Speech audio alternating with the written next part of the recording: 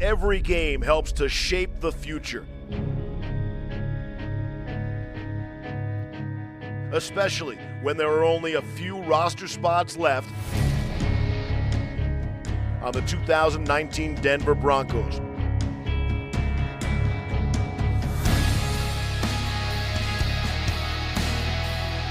With only one preseason game remaining, who will fulfill his dream of becoming an NFL player? We'll find out next.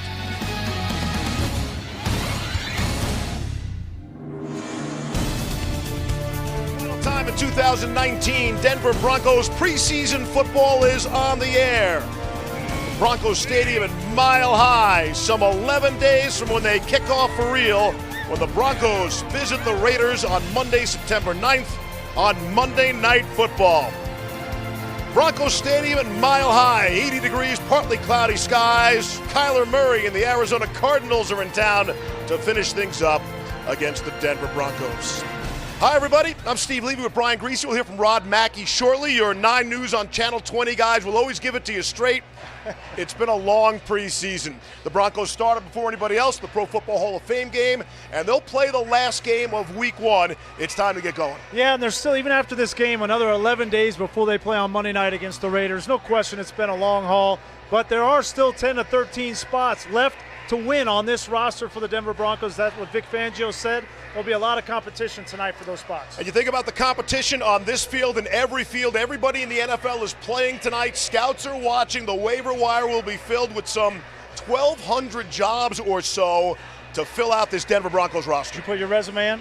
Not me. I'm good. Okay, I'm good here next to you. Well, there's been so many injuries on this Bronco team. You never know. There's been so much that they're going to have to figure out with the puzzle, the 53-man puzzle. With these injuries, Joe Jones, Theo Riddick, the newly minted running back, Drew Lock out for an extended period of time, and Andy Janovich, there's a lot of spots that are going to be open because of these injuries. And tonight, you're going to start with the linebacker position. Last week we talked about Alexander Johnson and Jamal Carter. Tonight I think we watch Keyshawn Bierria has an opportunity to get a spot on this roster and contribute on special teams. Khalfani Muhammad is a direct recipient of the opportunities because Theo Riddick out for an extended period of time. He's played well in the preseason, but he has to put the cherry on the top of the sundae tonight. On the other side, Troy Fumagalli. We talk about Jake Butt, unfortunate injury for him and for Andy Janovich. Fumagalli has to show he can play tight end and running back. And then for River Craycraft, we still don't know who the punt returner is going to be. He's got to step up tonight. And if you needed one more question answered, how about the backup quarterback? Who's number 2 behind Joe Flacco? We'll get a better idea after tonight's game comes to a conclusion. The Cardinals and Broncos on the way. John Elway will join us in the booth tonight.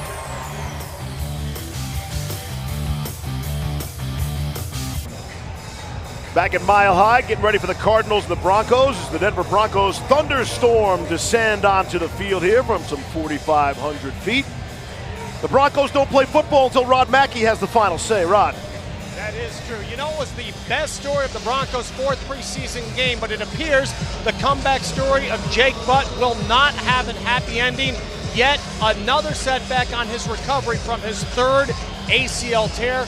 Butt tweeted out yesterday that he'll have a minor scope done on that knee, which puts his future here in question. Now, it's a procedure he had back before, back in Michigan, and he bounced back.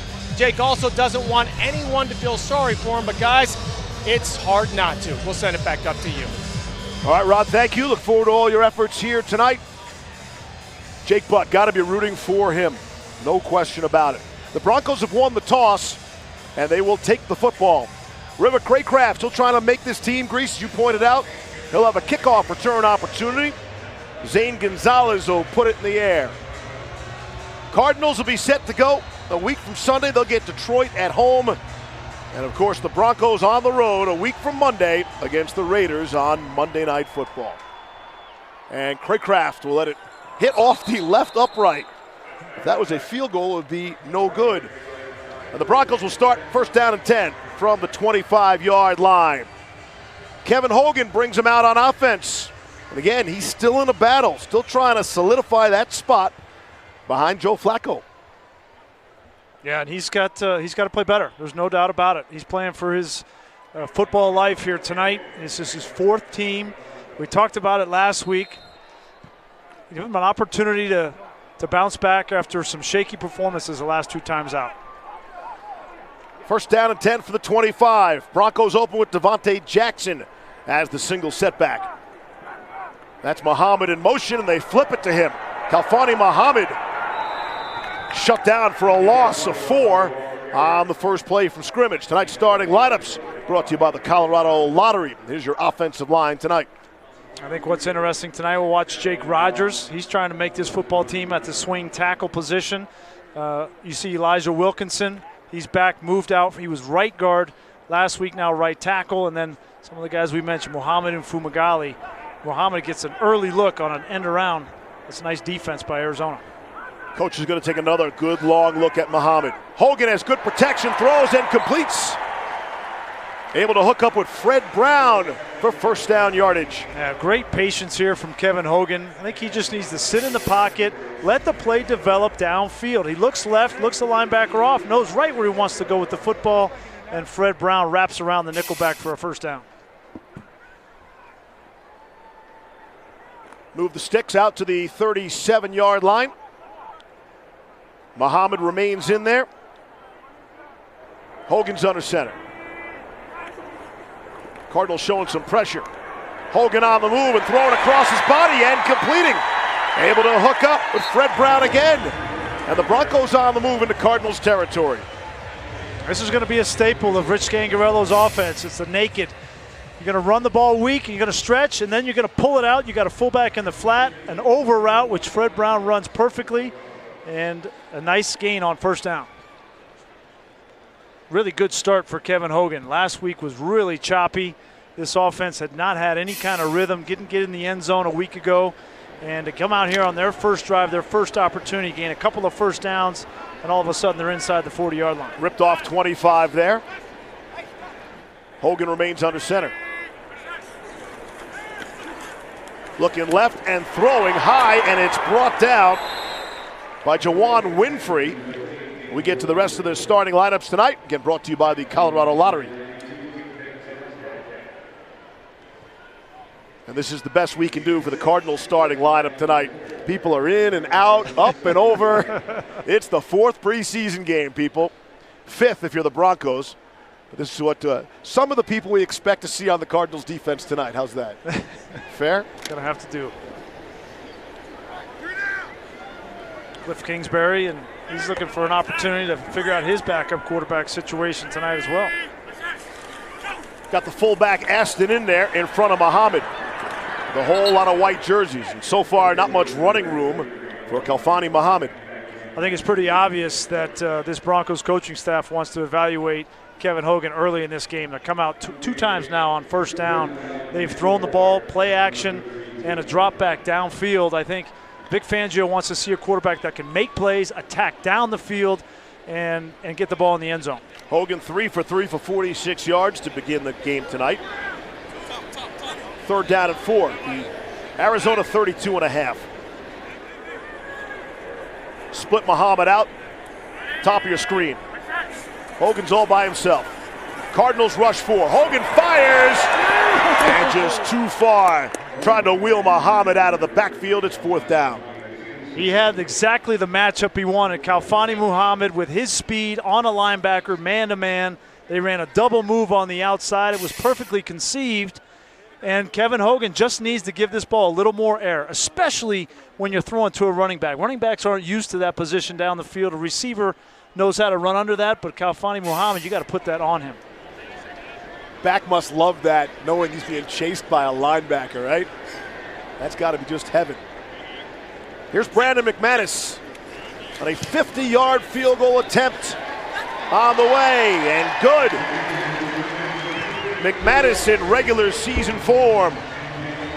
But it's another field goal for the Broncos. Looking for some touchdowns. Broncos get 3 points on their opening possession. Cardinals about to get the football. Tonight's Keys to the Game brought to you by your local Ford stores, because Broncos country is Ford country. Yeah, there's no question here. You got to make the team with specials. Talking about special teams, that's how you make the team, and there's quite a bit of competition there tonight. That tight end fullback decision with the injury to Andy Janovich and to Jake Butt, Fumagalli, Orson Charles, George Aston, those three guys are going to need to keep one of those guys to fill that position. Then, I know you like Shakespeare. QB or not QB? Oh, very good. You're in regular season form too, just like McManus. Don't sleep on these kickoffs. The Broncos still trying to figure out their kick return squad, although they won't have an opportunity there. Touchback, they'll bring it out to the 25-yard line. Tonight's starting quarterback for the Arizona Cardinals, brought to you by the Colorado Lottery, and that is Brett Hundley. He would appear to be entrenched as the number 2 behind Kyler Murray, who we will not see tonight. Yeah, Brett Hundley's gotten better as an NFL quarterback. You remember back, he was drafted in the 5th round by the Green Bay Packers. Didn't work out there. Then he had a stint in Seattle a year ago, and now comes over to the Arizona Cardinals. And it'll be interesting to see if Cliff Kingsbury's offensive system fits Brett Hundley, because we know it fits Kyler Murray, but Brett Hundley's not as mobile as Murray. 1st and 10 from the 25. On the ground, a TJ Logan crashes ahead for 4. Tonight's starting lineups brought to you by the Colorado Lottery. Here's your Broncos starting lineup just for tonight. This will look different on Monday Night Football. Yeah, but these 3 guys, all 3 of them have been praised by Vic Fangio, played really well. All of them did a week ago against the Rams. We talked about the inside linebacker position, Josh Watson, Alexander Johnson, and Malik Reed, I think, has made this football team, as well as Justin Hollins. And Sua Cravens is another guy to watch tonight. He's got to prove that he belongs on this football team.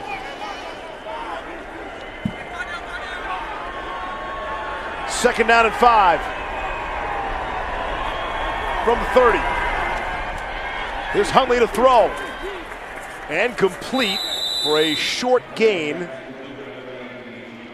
Keyshawn Johnson on the receiving end, the true freshman out of Fresno State, picks up 4 on the play, and it'll bring up a 3rd and short.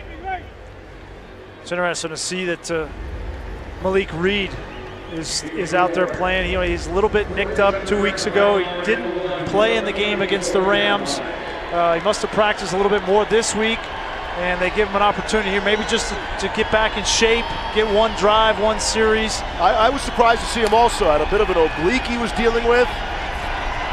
Undrafted free agent. Looking good so far. Here's 3rd down and 1. See if the Broncos defense can make a play. Hundley's got time trying to get out of there. And he won't. Dropped by Justin Hollins on a big play to get off the field. Loss of 1. This is what they like from Justin Hollins. 6'5", 250 pounds. They like him on the outside more than the inside because of this talent right here. He can really run. At that size and that athletic ability to run down Brett Hundley, that was really well done. Andy Lee will punt it away. Beg your pardon, that's Ryan Winslow back to punt for Arizona. Craig Kraft wanted to do something with the opening kick, could not, and he will call for a fair catch at the 25-yard line. And that's always interesting too, right? First job is to catch the football, but he's thinking, I have to make a play to try to stay on this team, and they elects to go for the fair catch. It's got to be going through his mind. Well, yeah, if I'm trying to make the team, I'm not having a fair catch, right? I'm going to catch the ball, make a play. He had maybe 2.5, 3 yards of space there, and in the NFL, that's typically an opportunity to return it.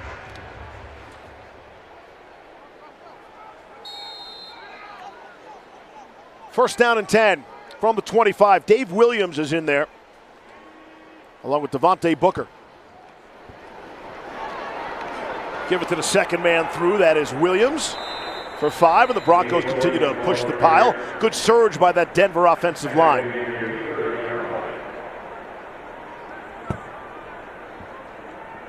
We talked a little bit about Orson Charles. You see him there, number 83. It'll be interesting to watch tonight. Obviously, he's a tight end, but he can play fullback. He has played some fullback throughout his career. Comes over from San Francisco. He spent some time in Cincinnati, but he's a wild card, I think, in this 53-man roster with the injuries. Second down and 5. Out of the 30. Off the play fake. Hogan to throw, and just too far. Trinity Benson could not haul it in off his fingertips. Down a rod. Hey guys, that didn't take long. Shamarko Thomas, the first Bronco to go down, and it looks like out. He is questionable with the hamstring, trying to stretch it out on the sideline. Obviously frustrated. He knows he needs to get on the field. Back up to you guys. Thank you, Rod. Well, Vic Fangio had good things to say about DeMonte Thomas coming out of the Rams game. His play on special teams has ratcheted up, and they like him, his physical nature on defense. 3rd down and 5. Good protection again, and the receiver Benson slipped down, and it was nearly intercepted by Chris Jones. There is a flag down. Yeah, this is 100% on Trinity Benson. The quarterback is throwing this ball to a spot, expecting the receiver to be there, and Trinity Benson almost gave up an interception. Benson was looking around as if there was contact, and let's see the call. There is no foul on the play for defensive pass interference. Feet were tangled.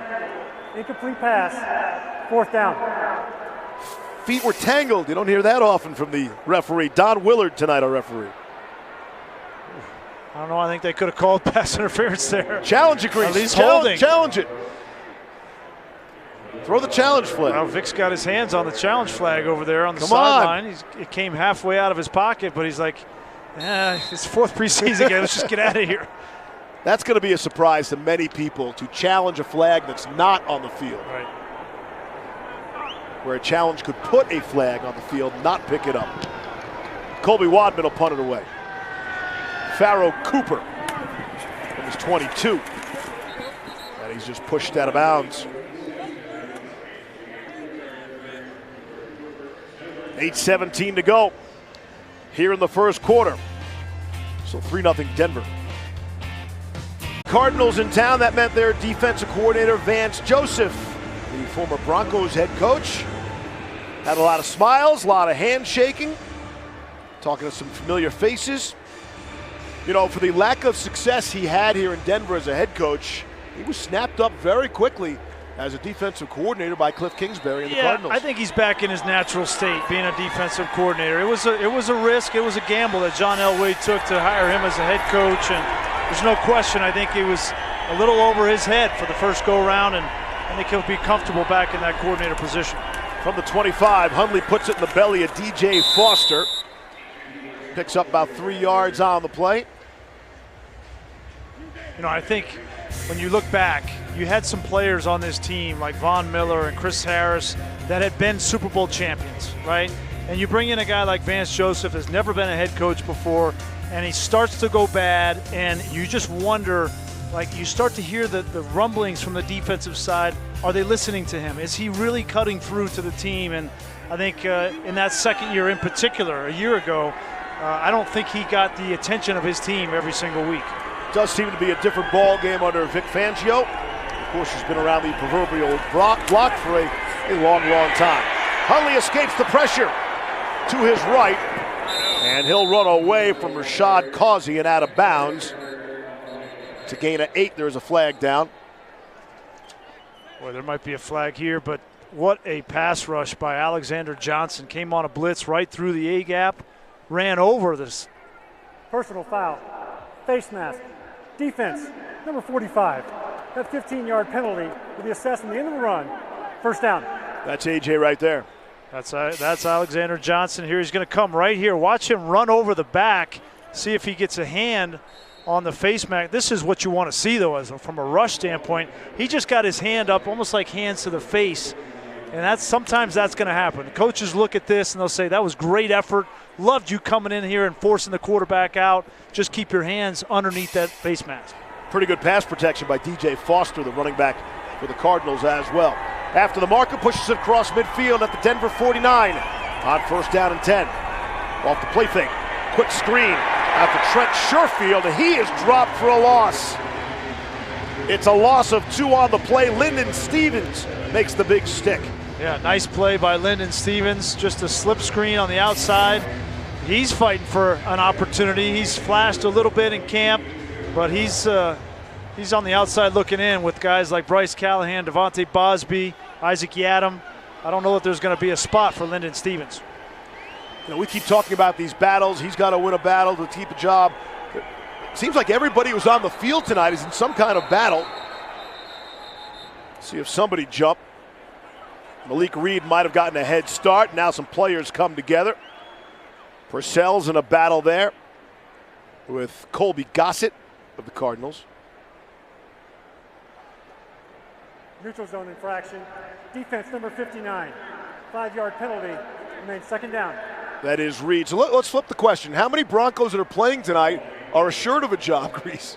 Well, I think Malik Reed. He just jumped off sides. No, that's not great. So that's one. Justin Hollins, I think. But the majority of the players certainly. There's probably spot. 4 or 5 that are on the field right now on defense that have a spot. DeMarcus Walker comes to mind. But you're right. The rest of them are fighting for a spot. It's just so redundant to say every play. He's in a battle for a spot. They're all in a battle with the exception of maybe 4 or 5 players. Hundley to throw to his right, able to complete. It's Keyshawn Johnson who slips down and does so in front of Elijah Holder.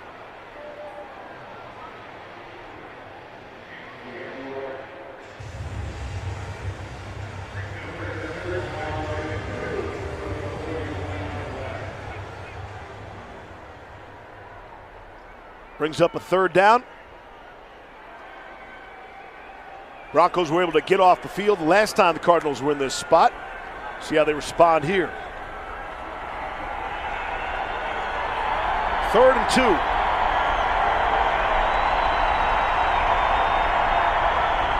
Broncos showing some pressure. It's picked up nicely. Now the pocket collapses, and Hundley had to throw it away. DeMarcus Walker was all over him. Yeah, nice effort from DeMarcus Walker. They ran a game with the defensive end. Here's Walker. He's going to come out on the outside. He's not going to get there initially, but take a look at the effort. Don't give up on it. Keep after it and forces Brett Hundley to throw that football away. I think he's more natural in the spot he is now as a defensive end. Ed Donatel, they moved him outside a year ago. He's put more weight back on, and he's back inside where he belongs. So the Cardinals are going to go for it on 4th and 2 at the Denver 42. Here's Hundley. Pressure comes late. Now it comes in a big way. It's Malik Reed right up the middle for the huge sack, and the Cardinals will turn it over on downs. Loss of 7 on the play. Undrafted free agent from Nevada. He's drawn raves from Von Miller and Bradley Chubb. Look at him on the left side of the screen, just runs over the left tackle and introduces himself to Brett Hundley. Welcome back. Preseason game number 5. Broncos on top of the Cardinals, 3-0. Malik Reed just made a great play. Justin Simmons joining us now. He's been great all preseason long, hadn't he? He's been outstanding, and it's been cool, man. I've gotten to know him a little bit. We're like locker neighbors, and so cool. I'm just really excited for him out here making plays. Obviously, Von and Chubb told you, his nickname's Dream Killer, so he's out here, man, crushing dreams. Are you sick and tired of standing here on the sidelines like I am? Are you ready to play some football, get ready for Oakland? Boy, am I. 5 preseason games. It's been so long. It's been good work, though, but it's been long. And so I'm excited, man. Week 1 against Oakland, I can't wait. You ready for the Raiders? Oh, yeah. I can't wait, man. I think everyone's excited. We're starting to get a little jittery. And so, I know we got, 9 more days, but can't come fast enough. How much growth has been made? Because this defense has been good year in and year out. But with Vic Fangio, everyone keeps raving about how they're going to take that next step. Yeah, I mean, we're excited. I think, we haven't set any, limitations on what we can and cannot do. I just think, we're excited to see what footprint we can leave, what mark we can leave on, Vic's history of great defenses. And so we want to be, at the top of that list. And so that's what we're focused on. From one coach to another, VJ, your old coach on the other sideline, you get a chance to talk to him. Good to see him again. Yeah, we saw him, a bunch of guys, talk to him pregame and then a little bit, while we were warming up before the game. And so it was great seeing him, man. Things happen around the league and guys, get taken from here and there to different places, but it was so good to see him, and everything's going well with him, so it was awesome. Final thing for you, this is next 48 hours, even less than that. It's going to be tough for some of your teammates. You've gone through this many times. It's tough to see guys you've worked alongside with so long be out of work.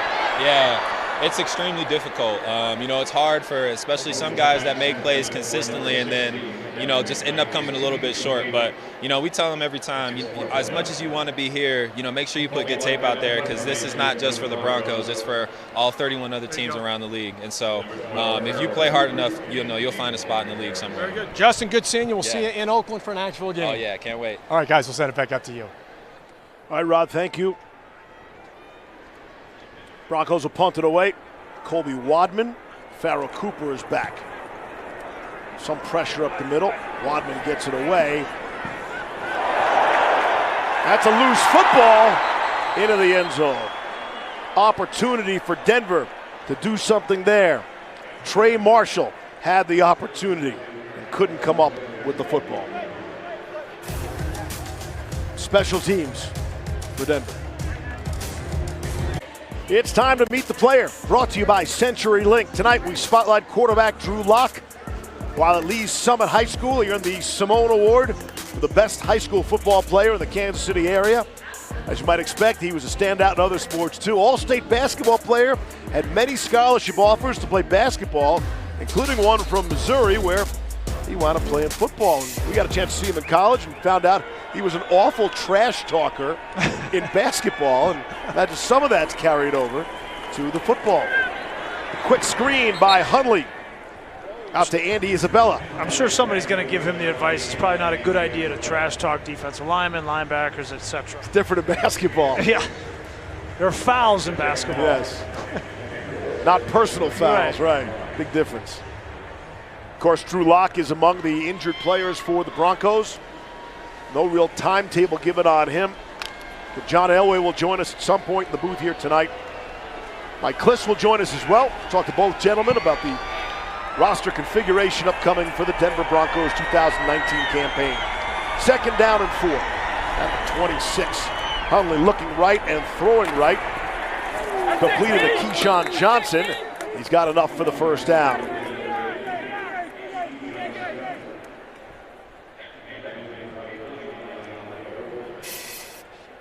Just a little hitch route on the outside. Elijah Holder. Not great tackling there. You get bowled over. Just holding up the receiver for the rest of the gang to come make the tackle. You want to see him wrap up and make the tackle on his own.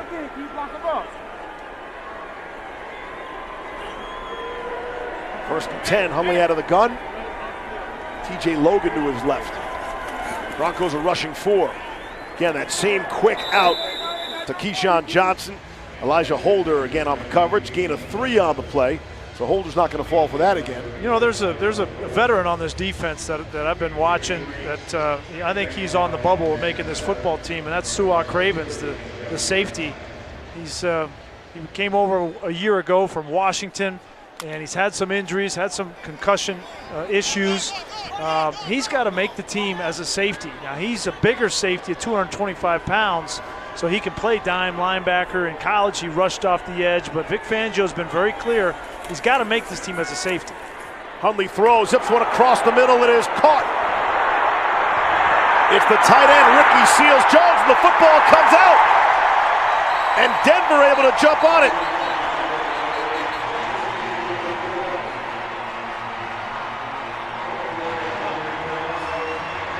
That's Trey Marshall able to fall on the football. Trey Marshall gets this football, but look at the missed tackle from Su'a Cravens right there. You got to make that play. You can't come in on. I know he's a big tight end, Ricky Seals-Jones. A great effort there by Josh Watson, fighting for his roster spot at inside linebacker. Watch him, 54, come from behind and punch this football out right there. That's a great play and hustle by Watson.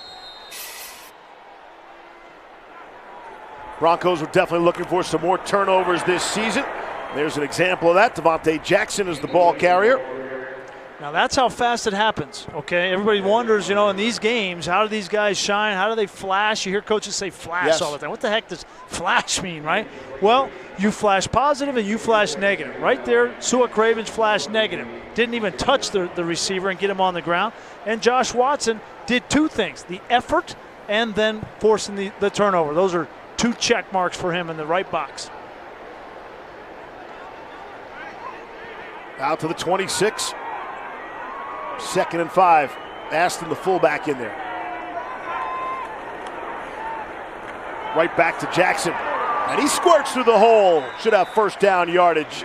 Final half minute of play here in quarter number 1. The Broncos leading 3-0. Good up front with this offensive line. Schlotman is in there. LeGlou's in there. See Morrill Stevens, number 88 at the tight end position. A nice hole. Elijah Wilkinson's in there. That's a nice hole for these running backs to run the football. And not just there, Grease, but I think it was a really good first quarter for the offensive line. Both pass protection and run It was block. nice for the offense, period, other than Kevin Hogan missing 2 shots down the field of guys that were open. And the result of that, something we've seen far too often, just a field goal for the Broncos. Quarter number 1 of the final preseason game in the books, 3-0 Denver. Broncos kick off the regular season against the Oakland Raiders on Monday night, September 9th, a week from Monday, right here on Channel 20. Brian and I will be there along with Louis Riddick and Diana Rossini. We'll bring you the game from the Oakland Alameda County Coliseum. All starts 7 p.m. Special edition of Broncos Tonight, hosted by Rod Mackey and Mike Kliss. Broncos Raiders like it ought to be, September 9th, right here on KTVD, Channel 20. And we are looking forward in a big way to bring you that game. Well, that game, you mentioned it. It should always be on Monday night. When I was playing here, It seemed like every year we played the Raiders on Monday night, and it couldn't be a better matchup for Monday night. Defense, number 96, 5-yard penalty, remains first down. People will be astonished to know, and you probably won't, but Raiders-Broncos is the most played Monday night matchup of all time. Yep. It's because it was such a great rivalry, right? And Monday night football, you always think about Eagles, Cowboys, right? Or the NFC East matchups. And the AFC West, we had a ton of games on Monday night within the division. 1st and 5 after the marker. Quick throw, able to complete to River Craycraft. Trying to do something after he makes the catch. Only needed 5 and pick up the first down. Much like we talked about, Su'a Cravens has to make the team as a safety. I think River Craycraft needs to make the team as the 6th wide receiver. He can't just be a punt returner and not contribute on offense when called upon. It's so important that he gets some catches tonight. You have said it, and the coaches have even alluded to it, Grease. It's very possible the punt returner for the Broncos this season is not on the roster as of this second. That'll be something to watch for. You can be sure River Craycraft is aware of that. Here's Devontae Jackson for a couple. Again, the cutdowns are all coming. It'll start tomorrow, but it has to be finished by 2 p.m. Mountain Time on Saturday. Everybody's got to get from 90 players to 53. The Broncos are already at 87, having cut 3 players. Well, that's significant, right? Because you don't just cut players to cut players early, right? Those guys could have been playing in this game. I think that's a sign of something to come, and probably signing some players from other teams. And they free up some salary cap space. You look at that inside linebacker position, maybe a backup offensive lineman or a backup quarterback, all could be in play. Off the play fake. Rolling out is Hogan being chased. Throws across his body, able to complete. It's Troy Fumagalli gets into the game. And he's down to the Arizona 35. Good effort by Hogan there. Great effort by Kevin Hogan. He's missed a couple of throws early in this game, but he was under fire here. He had to use his athleticism and his speed, and then kept his eyes downfield. That's hard to do, to throw the ball back behind your body when you're running for your life. It's an accurate throw. Gain of 14 on the play. Getting back to releasing the players early, I was thinking of, from the sensitive side, maybe the Broncos would have given these players a little more time to catch on someplace else. No? I think there's a little bit of financial planning going on. Grease is shaking his head. So much for the sensitive side here in the NFL. Yeah, because you hear a lot of that, right? You hear a lot of sensitivity in this. So the worst thing about that Saturday, Sunday is a guy who makes the team coming out of the preseason is told he's made the team, and then the very next day you could still be gone because you pick up another player on waivers. Listen, that's rough, brother. You could be gone any day of the calendar year in the NFL. Right. I mean, there's a lot going on, and Vic Fangio and John Elway will get together. They'll try to make as many of these moves before they finalize that 53-man roster, but certainly there will be some additions and subtractions as we go along. It's a tough league, it's a tough sport, but it's what's make the game great as well. 2nd down and 12. Hogan doesn't feel the pressure, still able to get rid of it. Was trying to hook up with Orson Charles and missed the mark. 3rd and 12. He felt somebody breathing down his neck. Yeah, he was waiting on Orson Charles to come open, and the route took a little bit long to develop. The left tackle here, Jake Rogers, gets beat. It's a nice job of holding on to the football and gave him an opportunity, but that play was dead from the beginning. Broncos have yet to convert a 3rd down This would be a dandy time to do it. A 3rd and 12. Smart. See if Hogan got somebody to jump. Looks like he did. Smart there by Kevin Hogan. You know, he may not be the most talented, but he certainly is smart. Had an opportunity to look at the defense, got to draw off sides, and now you get another 3rd down situation. Defense number 71. 5-yard penalty. And it's 3rd down. I can't tell you how much easier it is to convert 3rd and 6 than it is 3rd and 13, right? It's so much easier. And now you've got opportunity to throw the ball underneath and get the 1st down still. I'm sure Hogan, the Stanford product, would agree with you on the mathematics of that. Calling it 3rd down and 7. Is that wrong? Craycraft in motion. No, never. You haven't been wrong once since I've known you. There it is. Hogan to the right. Craycraft got it for the 1st down. That's a perfect example, right? Throw it underneath to the check down, and you still get the 1st down. That 1st down there, if it leads to points, it all goes back to that one opportunity that Kevin Hogan said, I'm going to use my snap count to make this an easier situation. And that's playing quarterback in the NFL. For a guy who hasn't played a lot of pro games, Hogan showing some veteran savviness there. Gain of 9 on that play. And the drive alive. It's also a nice drive for River Craycraft. Coming up on 11 minutes to go here in the 1st half. And some of that savviness. Hogan will call for a timeout. You see him come over and clap his hands. I think he called the formation wrong. I think that's what that is, right? You do something good, you get a 1st down, and then you get to the line of scrimmage. You saw him look left, he looked right, he looked over to the sideline. He's like, I think I called the formation wrong. The play clock's going down. Just call a timeout. Spend it.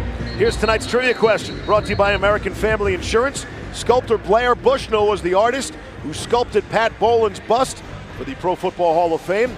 He was also a high school teammate of the AFC Defensive Player of the Year in 1986.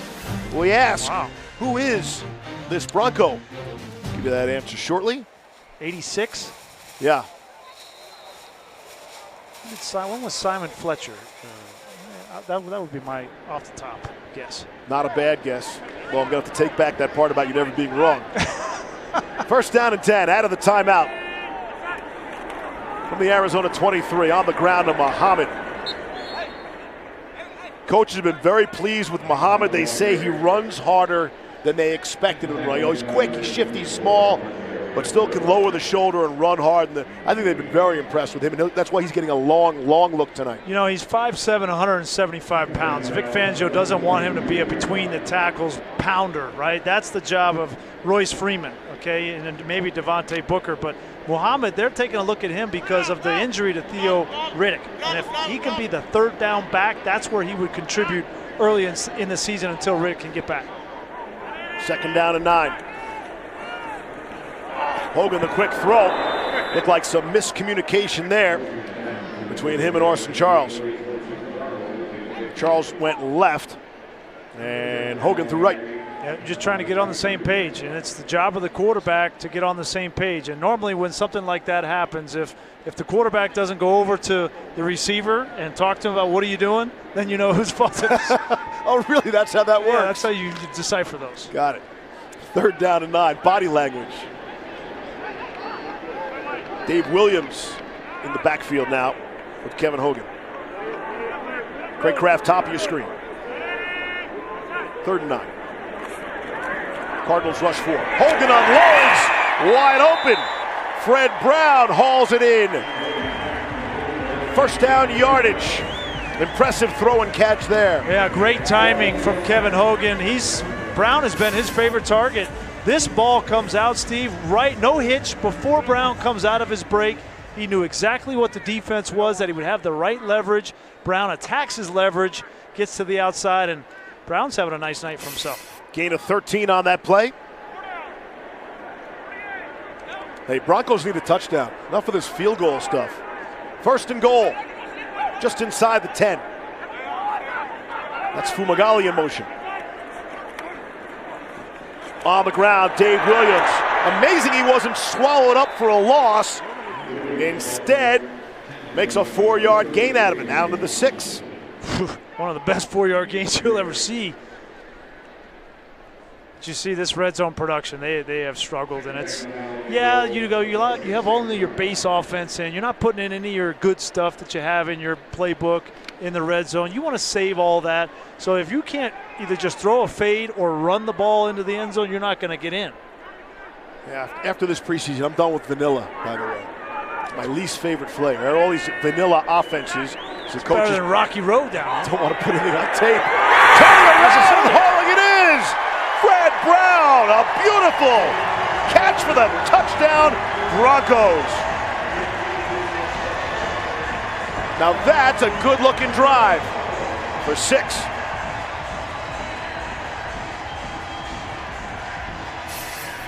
Fred Brown has been the star of this game so far.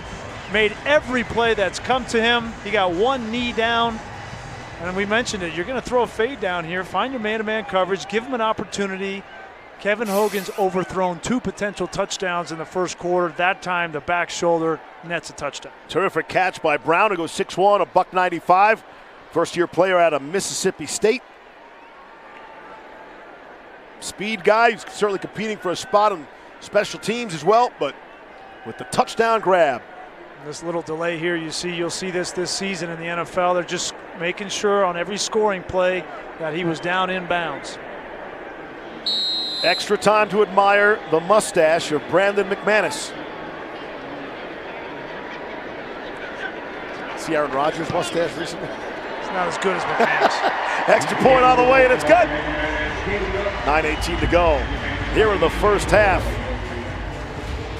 Broncos, an impressive drive, capped off by a Hogan to Brown scoring strike. A mile high, the Broncos enjoying a 10-3 lead, a 10-0 lead, I beg your pardon. After that scoring drive, impressive, 13 plays, and again, results in a touchdown. That is significant after the host of field goals we have seen, Grease, throughout this preseason. Yeah, nice way to finish off the drive. It's we talked about it, Kevin Hogan needing to make a play down the field. Missed a couple early. At that time, he gave Fred Brown an opportunity. He converts. McManus will put it in the air. Farrell Cooper in his own end zone. And we'll go for a touchback. You know, it's the final preseason game. Mike Kliss, The one, the only. joins us in the booth. What's going on, guys? How you doing, man? I'm doing all right. It's a long preseason for you too, huh? Yeah, it is. I tell you, and then these next couple days with the roster cuts, it's a frenzied time, but I think the Broncos have it pretty well figured out. Maybe Hogan just cemented some minds with that drive right there. Yeah.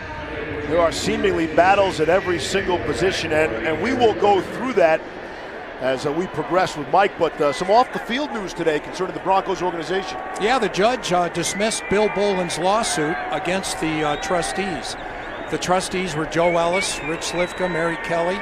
They were running the Pat Boland, basically his trust, his estate, and Bill Boland was favoring another child, Beth Boland, to be the owner. The trustees seemed to be favoring Brittany Boland to kind of groom her to one day succeed her late father, Pat. So it was a big win for the current structure of the Broncos.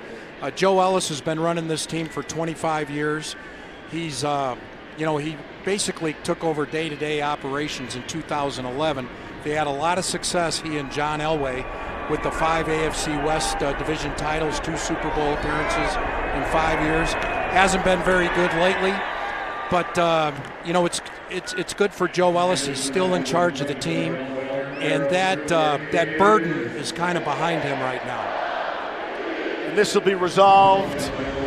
Well, with the months, years, what are we talking about? With the dismissal of the lawsuit, it could be done right now, as long as they don't go back to court. Maybe they refile. I don't know, but right now there's still some arbitration potential. Arbitration with the NFL, right? with the NFL, right? And policy something that Bill Boland and his attorney did not want to have happen. So that should, I would think, go in the current trustee's favor. Cardinals able to get across midfield. Let's stay on the field and get to the Broncos defense. I asked Vic Fangio this week, I said, give me the position you're most pleased with and least worried about, and then give me the position of concern. And I sort of gave him the easy out. He said, we're good at inside linebacker. Outside linebacker. Yeah, outside linebacker. So that was the easy way out. Right. He said his concern is the inside linebacker. Offense number 66. 15-yard penalty from the previous spot. Feet second down. So who do you have at inside linebacker, Mike? Yeah, inside linebacker. I've got quite a few at C. Okay, now the issue Brian, is with Todd Davis. I've got to read what's up there on the screen here. Edge rushers we know about. Miller and Chubb. There was some question about who was going to be the outside edge rusher. Malik Reed, you saw him again earlier today. He's won a job on the team. Defensive linemen, the first 5 were settled. And then when they cut Zach Kerr this week, it opened the position for Mike Purcell or Deshaun. What is this, Mike? There's no oars on the 53-man roster. You got the NFL. Can you have an oar? Well, I tell you, if you want me to pick, I'm going with the local guy. There's chances are they're watching in Highlands Ranch tonight, so I'm going with Mike Purcell as the 6th guy. There you go. Yeah. I thought he had a very good game in Los Angeles. Yes. And he's got history with Fangio also. He was with them in San Francisco. Correct, and with the Chicago Bears, so I think that's going to help him. Well, and he's got the size, too, to back up Shelby Harris at that nose guard position. He's not going to be pushed around. But how about the inside linebackers? Here we go. Tell me who you got. Now here's the tough part. You're going to see that I've got way too many inside linebackers, 6, and only 4 safeties and 4 corners. They're really worried that Davis won't be ready for the opener. Davis, they got to float Todd Davis, and they also got to float Joseph Jones. Those are 2 guys hurt that aren't going to be ready opening day. I don't think Todd Davis will be ready opening day. So Keyshawn Bierria, I have as kind of a bubble guy who might make it because of special teams, and the one guy on the safety who I don't have on there, Sua Cravens, who's a top 5 safety, maybe even a top 4 safety, but special teams, he might be on the bubble. So it's kind of between Bierria and Sua Cravens. And you like Trey Marshall over DeMonte Thomas, Sua Cravens, Shamarko Thomas, all 3 of those guys. Yeah, the DeMonte Thomas is hurt now, so he's hobbling around in crutches, so he's going to be just tonight in trouble. Right? But they're short on corners and safeties right now, and because of the injuries to Davis and Joe Jones, it is going to be, they got to carry some extra inside linebackers. As I see it, I'm taking an educated guess here. Marshall had the fumble recovery before, and yet another fair catch by River Craycraft. You think he has to make a play to win a spot on this team. We'll be right back with Mike. Back with Mike Kliss. Joe Ellis can no longer escape our cameras. Yeah, we have spotted him. Yeah, it was a big day for Joe. They had the lawsuit against him. I'm sure that was weighing on him. That's dismissed. He can go on to business as usual. He's there with his son Xander. So I'm not sure if it's completely over yet, but it was a big day for the Broncos hierarchy as it stands today. I think both Joe Ellis and John Elway have to feel really good about the coaching hire in Vic Fangio. I mean, that was the job number 1 after the last 2 years with Vance Joseph. I think they got what they were bargaining for. Fangio big on the defensive side. He wanted someone big on one side of the ball. Head coach, Brian, head coach and quarterback are the top 2 positions. They made 2 big changes at both of those. Well, let's talk about quarterbacks here. Who do you got making the team, Mike? Well, we got Flacco, the starter. I think it was kind of Hogan or the new guy, which was the waiver wire. And I think the new guy is in trouble. I think Hogan is probably going to make the 53 now, at least for week 1. Drew Lock, he's either short-term IR or you float him, you carry him for a while. I think because they want him to practice, they can't risk putting him on the IR if they want him to practice and develop. And I think that's what they need him to do, even if he has to sit out 6 weeks. I think they carry Drew Lock at the quarterback position. Hogan firing and throwing, found Fumagalli in a seam out to the 45-yard line. That was a big-time throw and catch right there. Under pressure, hand in the face, throwing the corner out to Fumagalli. This is an NFL throw here. You're going to have pressure. The pocket's not always going to be great. You got to read the defense and make sure that that's a safe throw, and that was well done from Kevin Hogan. Good for 23. Hogan to Fumagalli. And that'll give us a chance to get into the tight end position, which has been an issue for a couple of years now for the Broncos. It is, and Fumagali's going to make the team with Hireman and Fant. The question is Jake Butt. The Broncos really wanted him to make the team, but he had that setback against the Rams. You would think he has to go on some form of IR right now. Probably, I think maybe short-term IR. He's a good player, and they want him back on the field. That's the choice, but the choice is between IR and releasing Jake Butt, right? Because waive injured, you could waive injured, and get a settlement, and then you can bring him back that way too. Right. That is an option. I just don't know after 3 surgeries. I think the team is waiting to see exactly what is in that knee and what happened before they make this decision. Yeah, he had that surgery today, so they should have a good idea right about now. Hireman's been nicked up throughout camp, throughout the preseason. We have not seen a lot out of Noah Fant, obviously first-round draft pick. Yeah, but they feel better because of Fant and Fumagalli. Fumagalli was a 5th-rounder last year. Yeah, no way they got that play off, by the way. That's got to be delay a game. Well, in your backs, you didn't have Galfani Muhammad on there either, right? You didn't have him making the team? No, I do not. I have three backs. Defense, number 94. You have 5-yard penalty. You have Lindsey, Freeman, and Booker. That goes without saying. Theo Riddick, I think, might have been the number 3, but now he's going to go on short-term IR. It's a pretty significant fractured shoulder that he has. He's definitely a short-term IR candidate. So between the 3 guys that are hurt, Mike, Janovich, Joe Jones, and Theo Riddick, you can only bring 2 back if you put them on that short-term IR. Right. Which are the 2 you're going to bring back? Well, you got Drew Lock. You got to make the decision on that too, and Jake Butt. So there's 5 guys who are making the decision. Hogan steps up and fired. It is tipped and intercepted. Nate Brooks, the rookie out of North Texas. The interception. Hogan fired that in there off the fingertips. And it's a turnover. Mike, as always, a pleasure. Guys. Thanks for stopping by. Appreciate it. All right. I don't know if I agree with your 53, Mike. We'll see. We'll see. Or new quarterback, I didn't expect you to, Brian.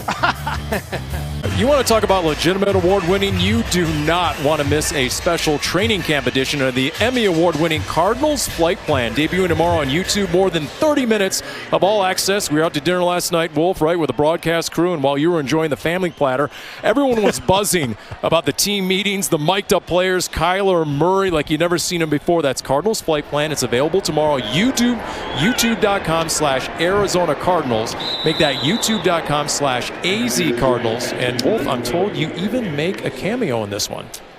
That's awesome, Paul. I can't wait to see it. It doesn't involve the family platter you ordered at the German restaurant last night. Paul, we have no time to talk about that there. I want to go back to the Pilates comment. I don't know, Paulie, how that really helps a football player. This is just me. I don't know how laying all over a ball helps a football player go out there and ball. Flexibility? I mean, Paul, well, do you know the bend you have to have as an offensive tackle when you're going against the likes of a Chandler Jones off the edge? As Drew Anderson is in trouble, and down goes the Cardinals rookie quarterback. A pair of Broncos in the backfield led by Malik Reed. He actually was reading and going through his progression right there, came back to the middle, and it was a little bit too late. The Denver Broncos with a 4-man rush, getting to Drew Anderson in this situation, tried to pull it down, but I mean, I understand yoga, Paul. I mean, there's meditation there or something, right? Don't you meditate, Paul, when you actually employ yoga? Don't you do that, Paul? You know that, right? Mental fortitude. I'm going with you, Wolf. Definitely not equipped or authorized to speak on the benefits of yoga and or Pilates. 3rd down and 12. Anderson with time, looking, now buying time. And he's going to run for the sticks, turns it up at the 45, and guess what? He has the first down. I guarantee you, Drew Anderson doesn't lay all over the Pilates ball. Watch this guy. Pulled the ball down and ran that thing with intent, baby. Using his legs once again. Watch him right at the end of this, Paulie. He's running. There's the fake right there, and all of a sudden, you know what? I want to get another set of downs here. He went north. Nice job by Drew Anderson. Well, 2 rushing attempts, 20 yards, 13 on the last play. 2-minute warning. We'll see if the Cardinals can get in the end zone before half. Stay tuned during halftime of tonight's game for the 9 News Halftime Report, brought to you by Nissan. A quick look at today's headlines with news and weather. Colorado's news leader, 9 News. That's coming up. Welcome you back out of the 2-minute warning. Kevin Hogan and company out to a 10-0 lead. Had a very fine touchdown drive. But off the interception, the Cardinals have the football at their own 44. And Arizona has all 3 timeouts remaining. First down and 10. They converted their first third down conversion of the game. Trying to set up the screen. Again, excellent pressure coming for Denver. This time by Justin Hollins forcing the issue. They brought Justin Hollins on a blitz through the B gap, but it was a screen set up by the Cardinals. Great recognition, not only by Hollins on the blitz, but also Alexander Johnson, the other inside linebacker who's over there covering the screen game. How about this? Hollins played every single defensive snap last week in LA against the Rams. I put him in the same boat as Malik Reed. They're going to make the team, but they're rookies. They need the work because they're not going to get it potentially once the season starts. Broncos send 5, and it's batted down at the line of scrimmage. Was that Hollins again? I think it was. Yep. Justin Hollins greatly impacting these last 2 Arizona offensive plays. And this is why he was drafted, his length. He's not going to get there, but he's like a defensive end. He understands pass rush. If I beat a guy and get to the quarterback, great. If not, read the eyes of the quarterback and get a big paw up in the air. 6'5", 248, rookie out of Oregon. And the Broncos' 5th round draft selection. Looks like a good one. Third down and 10 on the Arizona 44.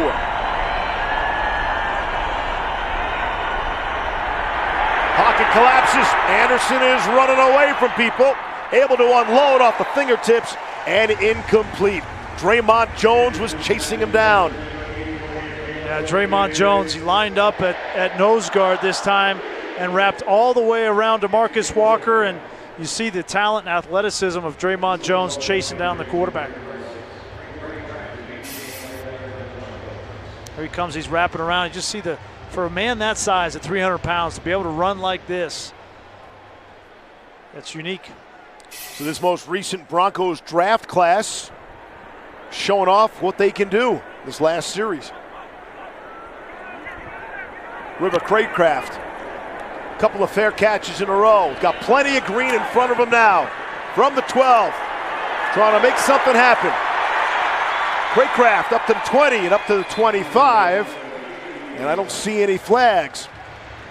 You don't see any flags because it's a great job by Jamal Carter. They have outlawed this crackback block in the NFL this year. Watch Jamal Carter as he comes down the field, number 20. He's going to be in a position to just unleash on one of the Arizona Cardinals. But right there, you see number 20 puts his hands up in the air and didn't take that shot, and that allowed River Craycraft to get downfield. That was a smart play. It's a 15-yard punt return. Looked like everybody for the Broncos had their hands in the air. You almost have to shield them like in basketball now. You can't tee off on a defenseless player running down the field on punt. It's a matter of just getting in their way. Some form of separation. Out of the backfield is Dave Williams. Out to the 33. Broncos have 2 timeouts left, minute 18 left in the half. This most recent draft class for the Broncos.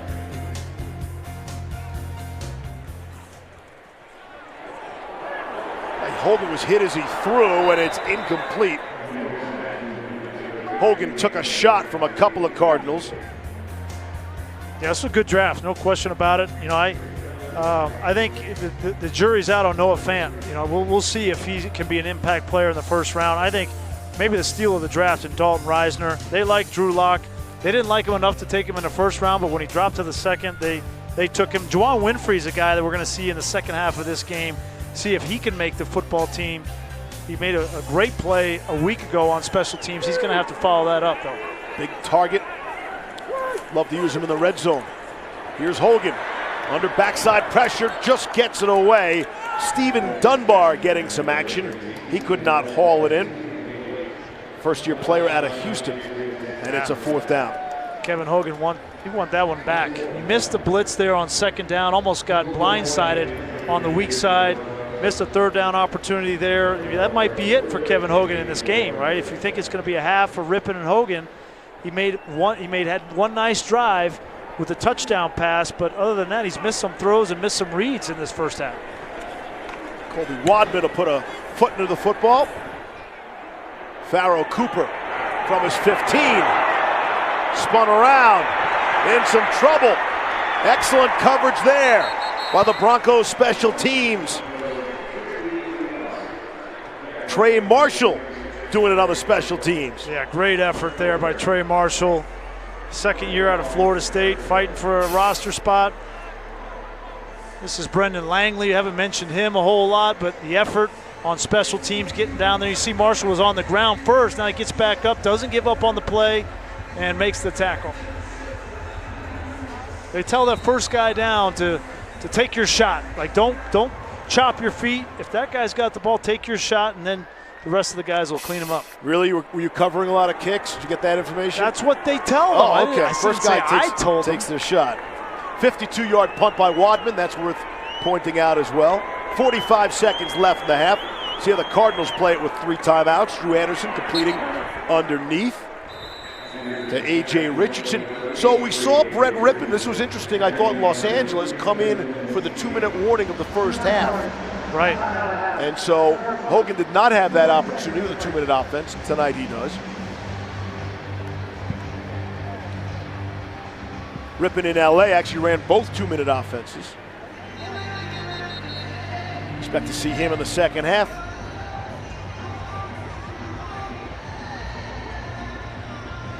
And it's been an up and down for Hogan. You know, it's been there's been like Vic Fangio says every week. It seems like there's some good plays and some not so good plays. I don't think that when we ask him about Hogan's performance tonight, he's going to say it wasn't awful like he did last week. Yes. Maybe we'll say something a little bit nicer. At least they got the ball in the end zone. Rod got the answer of the preseason going off the field at halftime in Los Angeles. See what gems Rod can unearth before we go to halftime here. Anderson in trouble. Not enough trouble. Finds his man Caleb Wilson. Broncos came out of that scrum thinking that they got the football, 19-yard gain. And the officials are pointing in the direction of the Broncos. Did he force a fumble and recover that football?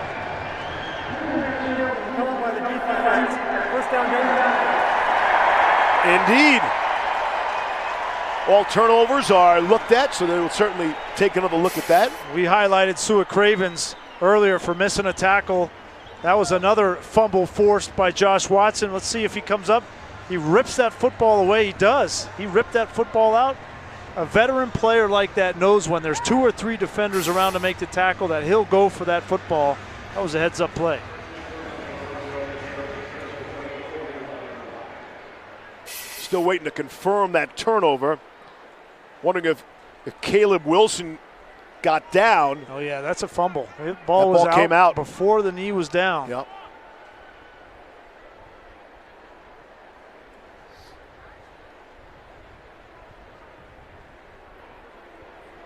The 2 Arizona turnovers by receivers after big gains.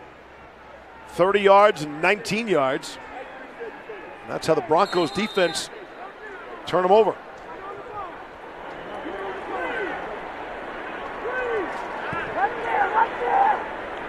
.30 seconds left in the half. Broncos have 2 timeouts. Hogan for the short gain underneath to Devontae Jackson. That's not going to do anything for him. They're going to take a timeout. And if I were Rich Scangarello, I'd have Drew Hogan over to the sideline and say, listen, right now you need to understand the situation, but you also need to understand your offensive line is getting beat up by this defensive line for Arizona. You don't have as much time as you think you have back there because the last 3 times you've gone back to pass, you have just gotten rid of that football before you get hit. You have to be aware of that, understand that, where your strengths are, where your weaknesses are, and right now you got to get rid of the ball quicker.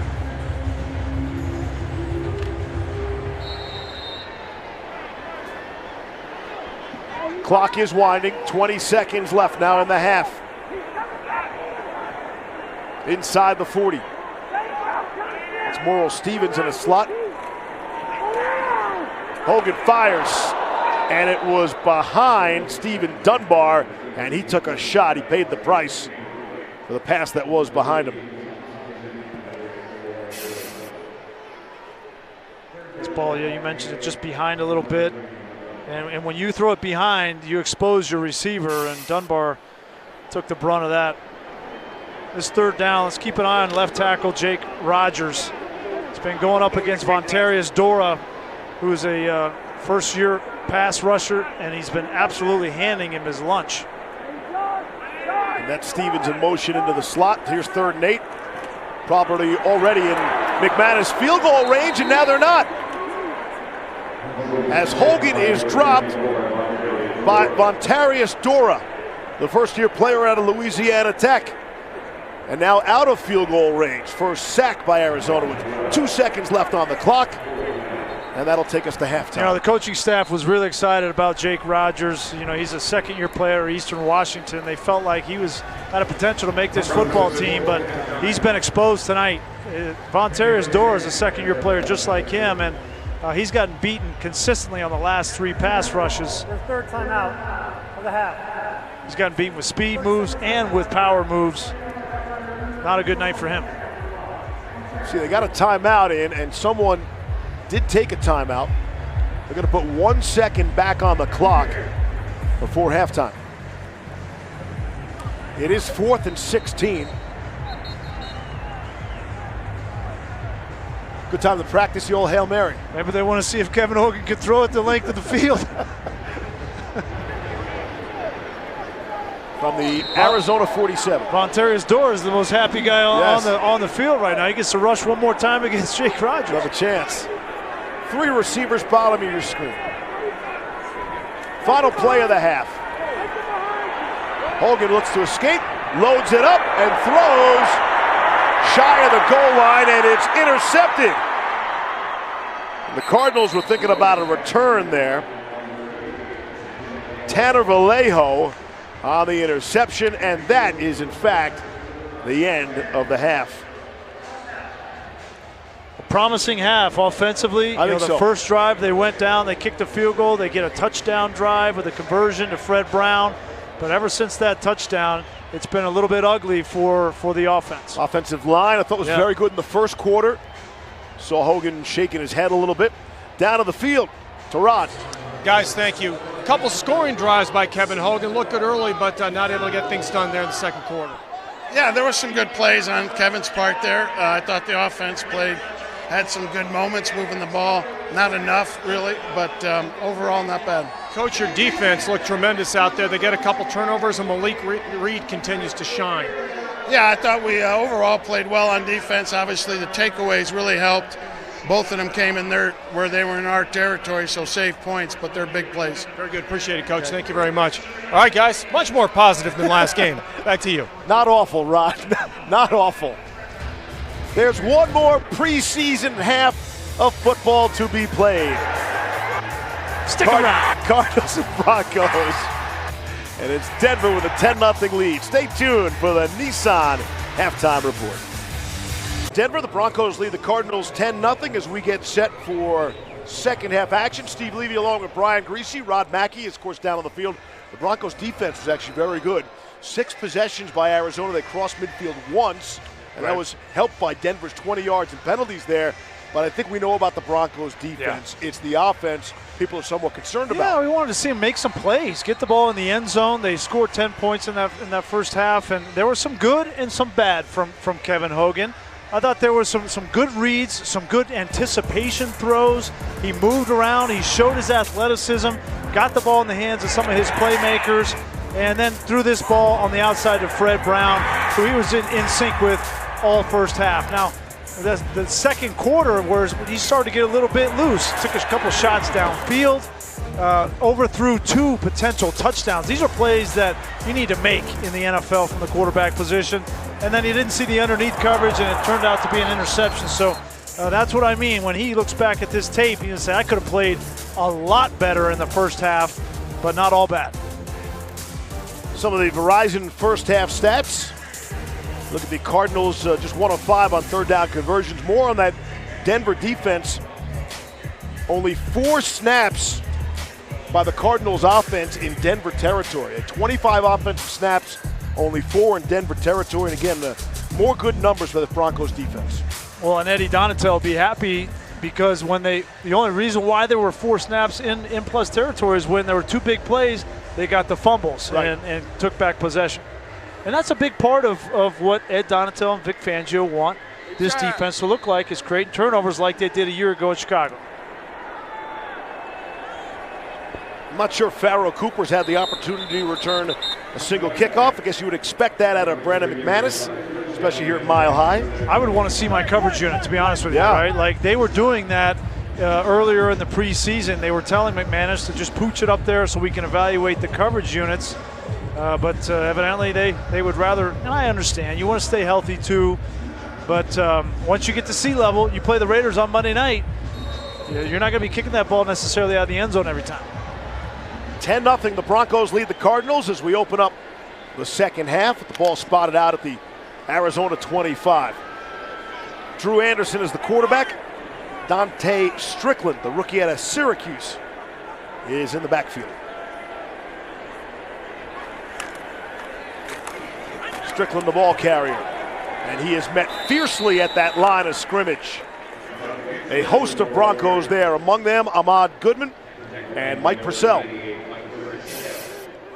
You're going to see Ahmad Gooden and Daddy Nicholas at the outside linebacker positions. Deshaun Williams now in the game for the first time, and as you mentioned, Purcell. Purcell's the guy to watch in this second half. You know, Mike Kliss had him on his roster of 53. I think he has a great chance to make this football team because of the size that he has and the quickness off the ball. And he's into this thing. He was jarring at the Cardinals' offensive line earlier.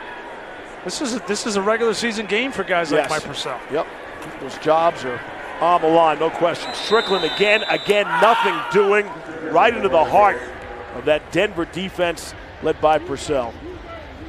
Saw it on Twitter today, Grease. It was an interesting point. They're going to be 1,200 NFL players out of a job come Saturday, and just about every one of them is the best player to ever come out of their own high school. I mean, that just tells you how good these players are, and yet still not good enough to make an NFL roster. You know, the numbers are mind-boggling, and again, there's still the 10 spots on each practice squad. Get a second life for some of these players who are cut, hope to be brought back. 3rd down and 10.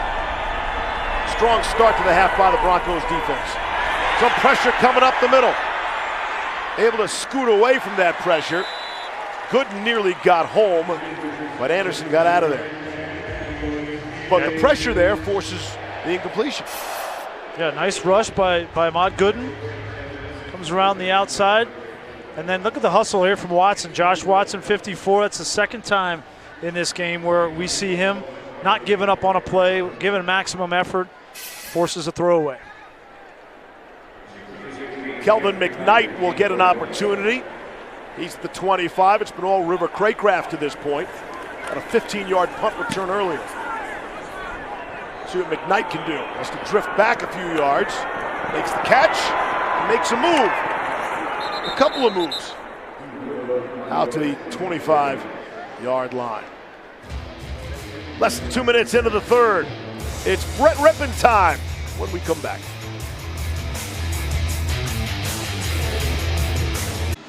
We are some 11 days away from the Broncos opening for real.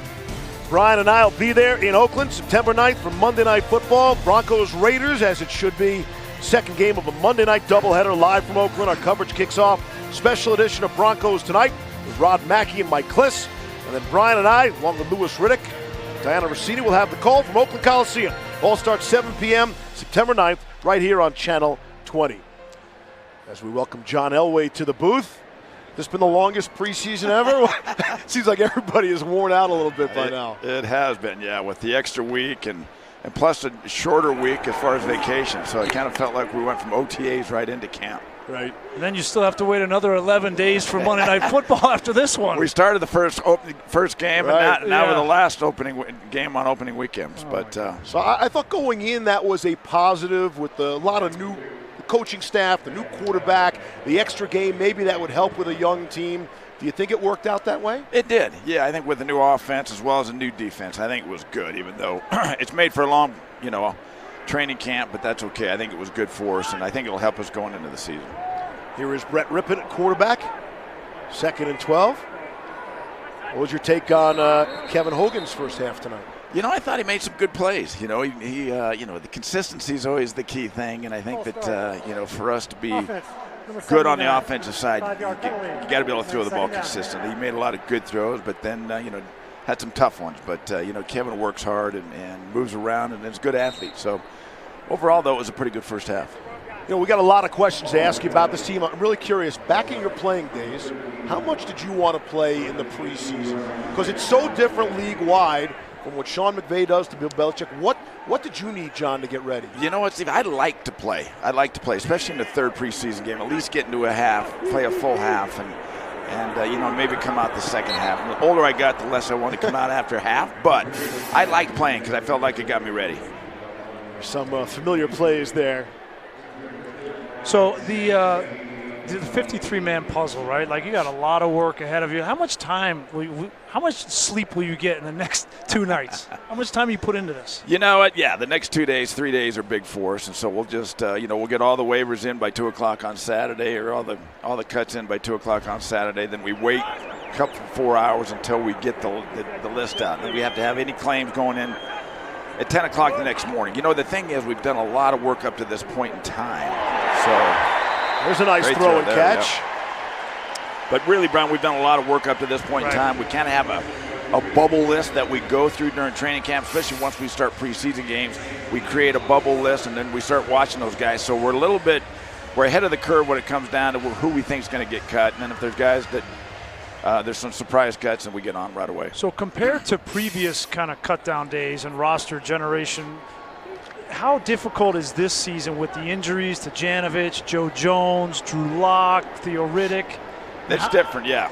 So we got to figure out which ones we're going to carry. You got to get them to the 53. You got to carry them in the 53. Who can we get through that we want back? And so you're right. With the injuries that we have this year has made it a little tougher of a puzzle. So we'll wait and see. We'll get in there tomorrow and see which direction we're going to go. The IR, with the opportunity to bring a couple of guys back right after 8 weeks, that's really helped these kinds of situations. Have you identified which of those 4 guys potentially you would use that for? Yeah, but the good thing is you don't have to identify now. Right. So we used to have to identify before you put them on, but now we don't. We get 2 moves now, so you don't have to identify them. So we'll kind of see. Obviously, those guys that you all mentioned are all IR candidates. Yeah. Riddick for sure. But then we'll have to wait and see as we get into the season, which guys would come off. Broncos are in the 10th position when it comes to waiver claims, and that sounds pretty good. You're in the top third of the league, but as Vic Fangio told us, that means 9 teams have to pass on. It's hard to get a good player through 9 teams. It is, and so it's better than being 20. But we'd rather be 20. Hopefully next year we're about 20, like 32 or 31. So means you've had a good season. Exactly. We don't want to be 10 again, but.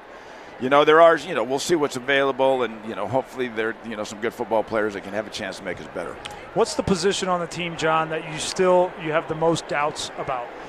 It's always, I think we're thin at inside linebacker, but the young guys have come on. Josh Watson's really come on and done a nice job. A.J. Johnson has also come on and done a nice job inside, and so they're just young guys. So, and then, not knowing what's going on with Todd, he's making progress, but we don't know where he's going to be next week. But that's one area that we'll probably look at, have confidence. It's also difficult to bring a guy in a week before a game and have him ready to play, especially with what Vic does on the defensive side. Yeah. Tipped ball leads to a Rippon interception. We appreciate your time, John. You got it, guys. Good luck in the regular season. Thanks, bud. We'll see you that Monday nighter in Oakland. You got it. Sounds good. Thank you. John Elway, President, General Manager of the Denver Broncos. Turned it over for the 3rd time as we hit the 10-minute mark here in the 3rd quarter. Yeah, we go back and take a look. Brett Rippon, just a little bit of fundamentals. You're going to see there's wide open in the middle of the field. Right here, look where his footsteps leaves, okay? Yep. That's going to make the ball go left. The ball should be thrown out here. Watch how he steps left. The ball is behind because he's not driving that foot down the field, down the hash mark. That's where that ball should have gone. Instead, the ball goes to Arizona, and the Cardinals come out throwing. It's an incomplete pass. Drew Anderson Trying to hook up with Chad Williams. What you think about these college quarterbacks, you know, a lot of times the fundamentals in their first couple of games in the league, they got away with it in college, you know, because they were just great athletes, and the athletes they were throwing to were getting open, but every inch matters. He missed that throw by 6 inches, and it turned into an interception.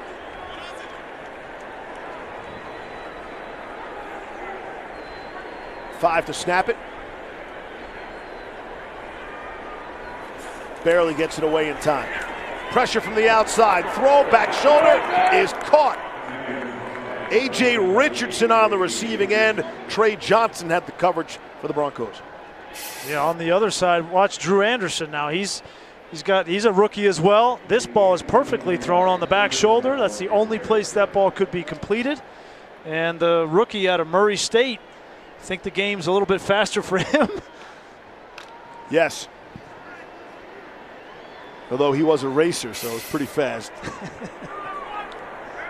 No chance you actually knew their nickname. Come on. How many college basketball highlights I've done in my career? Here's Anderson trying to get out of there. Flag has been thrown. Anderson completes on the sideline, but you think it's coming back. Caleb Wilson brought it down. Let's see if that's a hold. They're going to get a hold on the tackle, but then Daddy Nicholas hit Drew Anderson late on the sideline right in front of Vic Fangio, and Vic let him have it. Just signed Daddy Nicholas to this team, and you're in the preseason, and he hits a quarterback late on the sideline right in front of the coach. There were fouls by both teams on the play.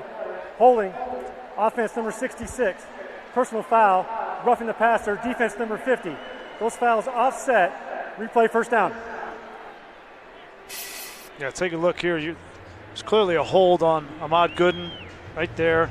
But then Daddy Nicholas, you just got to know better here. I know you want to make a play, you want to make a splash, but you take a hit on a quarterback in the back. That's not even close. Yeah. It's way late. 2.5 steps late. Lowered your head, too. And Nicholas is hearing about it on the sideline. Broncos' margin of error for winning and losing will be so close that discipline and penalties will be critical.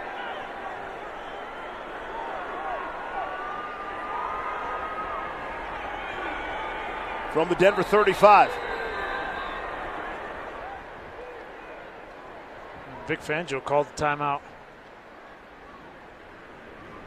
First charge, timeout of the half. Denver, 30-second timeout. Tonight's Broncos Flashback is brought to you by United. Proud to fly the Broncos for over 40 years. October 5th, 2014. A historical day for the Broncos against the Cardinals. Peyton Manning was on fire. 479 yards passing, 4 touchdown passes, including the 500th career touchdown pass. Demaryius Thomas would set a single-game receiving record, 226 yards, 2 scores, as the Broncos pounded these Cardinals 41-20. Tonight's Broncos Flashback. Out of the defensive timeout, Broncos bring some pressure. Anderson to throw, able to complete for a short gain. A.J. Richardson, the coverage from Trey Johnson. I've been impressed with this Drew Anderson. He was a free agent, just signed off for the street this year by the Cardinals. And, you know, you think about the conversation with John Elway, and they've got these bubble list of rosters of all 31 other teams. And they're constant. They'll look at them by position. Which quarterbacks are on the bubble of getting released? And there's no question that Drew Anderson is auditioning for 31 other teams, just like Kevin Hogan and Brett Rippon tonight. So this is not done. They will look at this and say, are all these quarterbacks on the bubble that have been cut better options than Drew Hogan, Kevin Hogan? And I think, Chris, you have the advantage of playing those teams, getting to see them in person as opposed to, sending a scout someplace. The joint practices have to help a lot as well. You're in person for 2 days, 3 days. Yeah, there's been a lot of speculation. They had the joint practices with San Francisco, and San Francisco has 2 guys in C.J. Beathard and Nick Mullins that obviously played in Rich Scangarello's offense, so that would make a lot of sense. My question would be, what message would that potentially send to Drew Lock? Here's Anderson throwing off his back foot. Back shoulder, it's caught for the touchdown. A.J. Richardson beats Trey Johnson for 28 yards and the score. And there is a flag down, back of the 21-yard line. Well, let's check the marker. Prior to the pass, holding, defense, number 49. The penalties declined, result of the play, touchdown. That's Elijah Holder. Can't help but like what Drew Anderson has done in this game. And we talked about Kevin Hogan and Brett Rippon coming out and making some plays. This is what it looks like. This is a rookie out of Murray State, okay? Kevin Hogan's a fourth-year player. And we watched this with Kyle Sloter. It reminds you a little bit of Kyle Sloter. The preseason was his time, especially in the second half of games. And Drew Anderson has come out and he's taken advantage of the opportunity tonight. And he just turned around Trey Johnson there for the score. At some point, Zane Gonzalez will attempt an extra point. But see, Mike Kliss comes up here, right? Not to give Mike a hard time, but he sees Kevin Hogan throw one touchdown pass on a fade, from the 10-yard line. He thinks he made the team. No, it's not how it works, right? Like, it's what John said, consistency. Right. Right? You highlighted the missed throws, yeah, the 2 deep shots that should have been touchdowns. And now, really, Hogan's done for this game. He has shown all he can show to the Broncos and everybody else in the league on tape. Now Gonzalez ready. Extra point on the way, and good. 7:35 left the third quarter. And it's a field goal kind of game.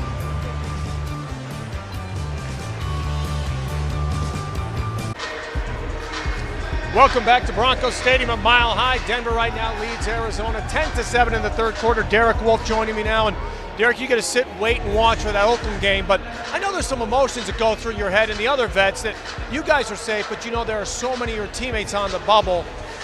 8 seasons now. You're the third longest tenured Broncos. So you've gone through this plenty of time.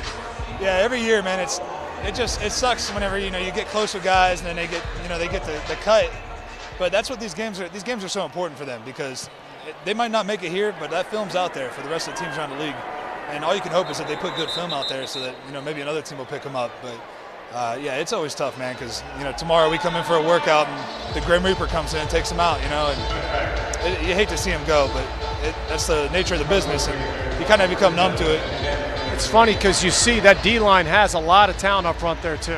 Yeah, this is like the stiffest competition I've ever seen on the D-line, and like I said, man, these guys are playing their butts off, and you just want to see them. If they don't make it here, you want to see them make it somewhere else. You know what I mean? So I just try to encourage them, try to give them any kind of advice that I can give them, because you see them hang their head every now and then. You just got to let the last play be the last play, move on. So I can't really speak on what it feels like to be cut because I've never been cut, but I can't imagine what kind of you put all that work in all the way through camp, make it a whole month and a week of camp, and then you just to get cut. You know what I mean? So it's like hopefully you put enough good film out there so you can get picked up somewhere else. Derek, let me ask you about the other side of the football because it's tough for a lot of people to judge because you guys, the starters, have played a quarter and a series so far.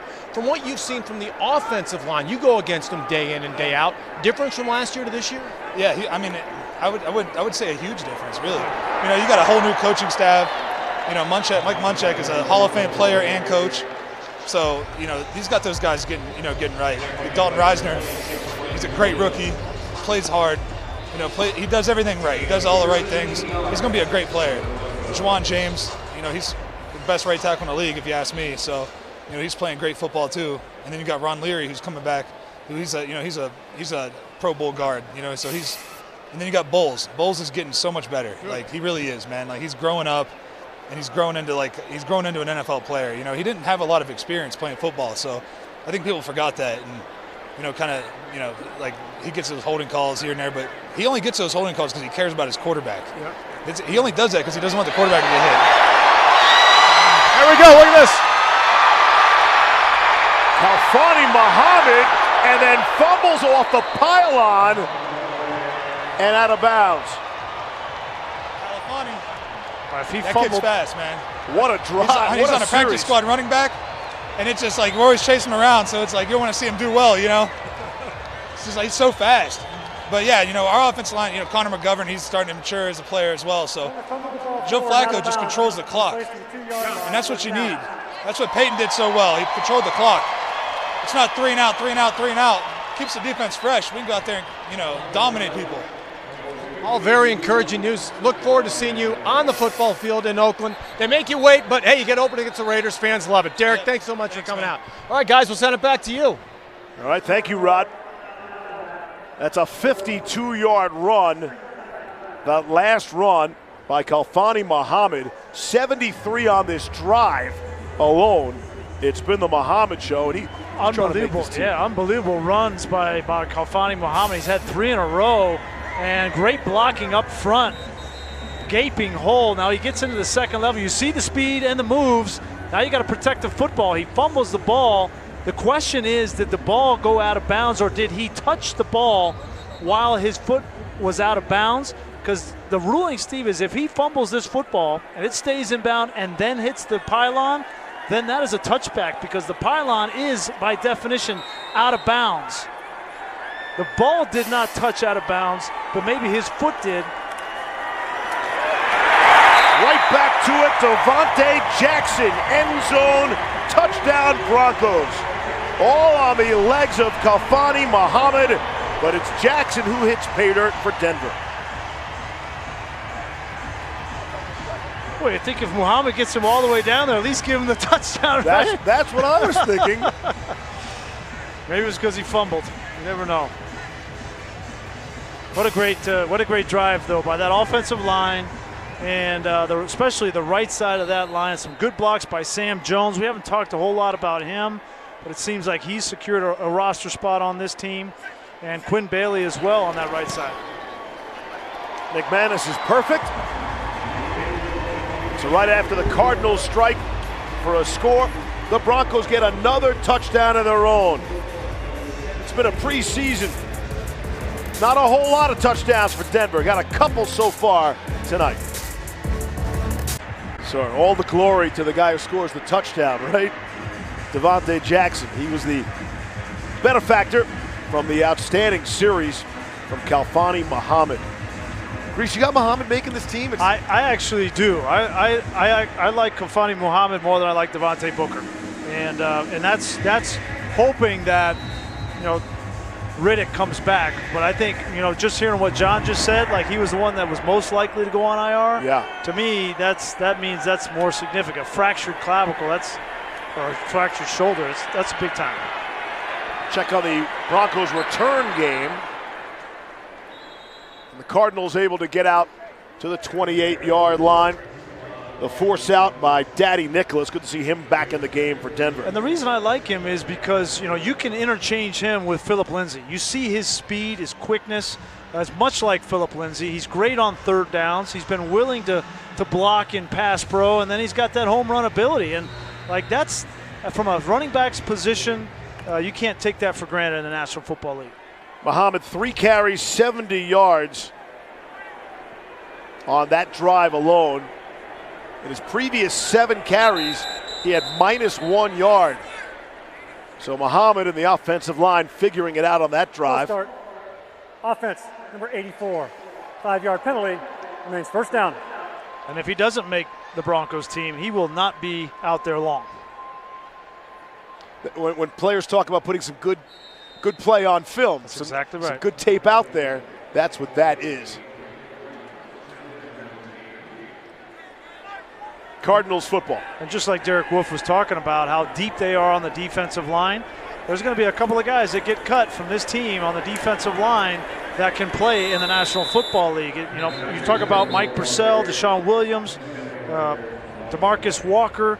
So one of those guys isn't going to make the team, and other teams are going to snatch them up quickly. And the Broncos hope that there's other teams out there that have. Offense, number 63, 10-yard penalty. Repeat, first down. There's other teams out there that have a surplus at their areas of need, inside linebacker, etc. If I had one more question for John, I would have asked him about the possibility of trades. Not that he would tell me any specifics, but that they were working on some things, because now's the time, as a general manager, you have extra good players at a spot you can get real value. You can get some kind of draft pick. We're seeing it around the league. You get for a 6th round or a 5th round or a conditional pick. You're going to lose that player anyway because you can't keep that many players at one position. You might as well get something for them in return. Now the pocket breaks down. Check down to Dante Strickland. He's hitting a big way from the back and the front. Gooden was there along with Jamal Carter. Derek Wolfe talking about the emotion of tomorrow, Grease. So you've obviously been there, you lived it. And when I ask you this, I'm dead serious. Have you seen grown men cry in a locker room on that kind of cut-down day? You get the call from the Turk. No question. And it happens every year. On every team. Well, and there's surprises too. I mean, we haven't really talked about surprise cuts. But, those happen too, and guys get caught by surprise. They thought they were safe, and maybe they were injured or something, but there's always emotion in that locker room on cutdown day. Good stick by Jamal Carter, who's still trying to make this team. I can't even imagine what that's like. And we touch on that scenario. You make the team for one day, and then the very next team you let go because somebody comes out on waivers who's better than you are. Well, you think about these players too, Steve. They've been, their identity is wrapped up in being a football player. They've been that way their entire life, and for some of them, this is their last game they're ever going to play. They're not going to get another opportunity. Imagine last time you put on the shoulder pads and the helmet. The dream dies. Pass across the middle is caught and then dropped.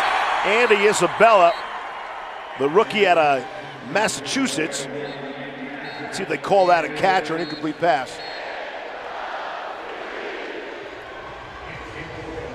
Well, we saw Josh Watson get beat on a very similar route earlier in the game. He got up, made the play, forced the fumble. This time it's Jamal Carter's turn, and he had great coverage and stayed with it long enough to force the incompletion. And the other aspect is the clock winds. There's 3:53 left in the third quarter. I mean, there's 19 minutes left for some of these players to leave their mark. And you hope for an opportunity like Kelvin McKnight has here on the punt return from the 21. There is a flag down. McKnight, couple of nice moves out to the 30-yard line. You're working against the clock and you're working against scenarios. It's a 9-yard punt return. We'll check the flag.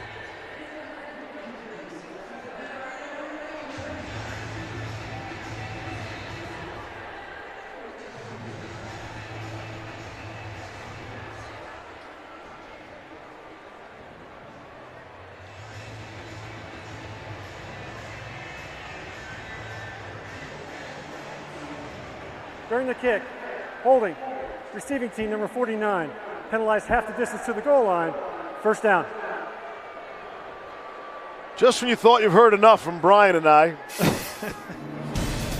We'll be back with you on Monday Night Football, some 11 days from now, when it's all for real and the games count in the standings. It's the Broncos and the Raiders, as it should be, Monday Night Football. Our coverage kicks off special edition Broncos Tonight, hosted by Rod Mackey and Mike Kliss. Brian and myself and Louis Riddick, Diana Rossini. We'll have the call from the Coliseum out in Oakland, the Black Hole.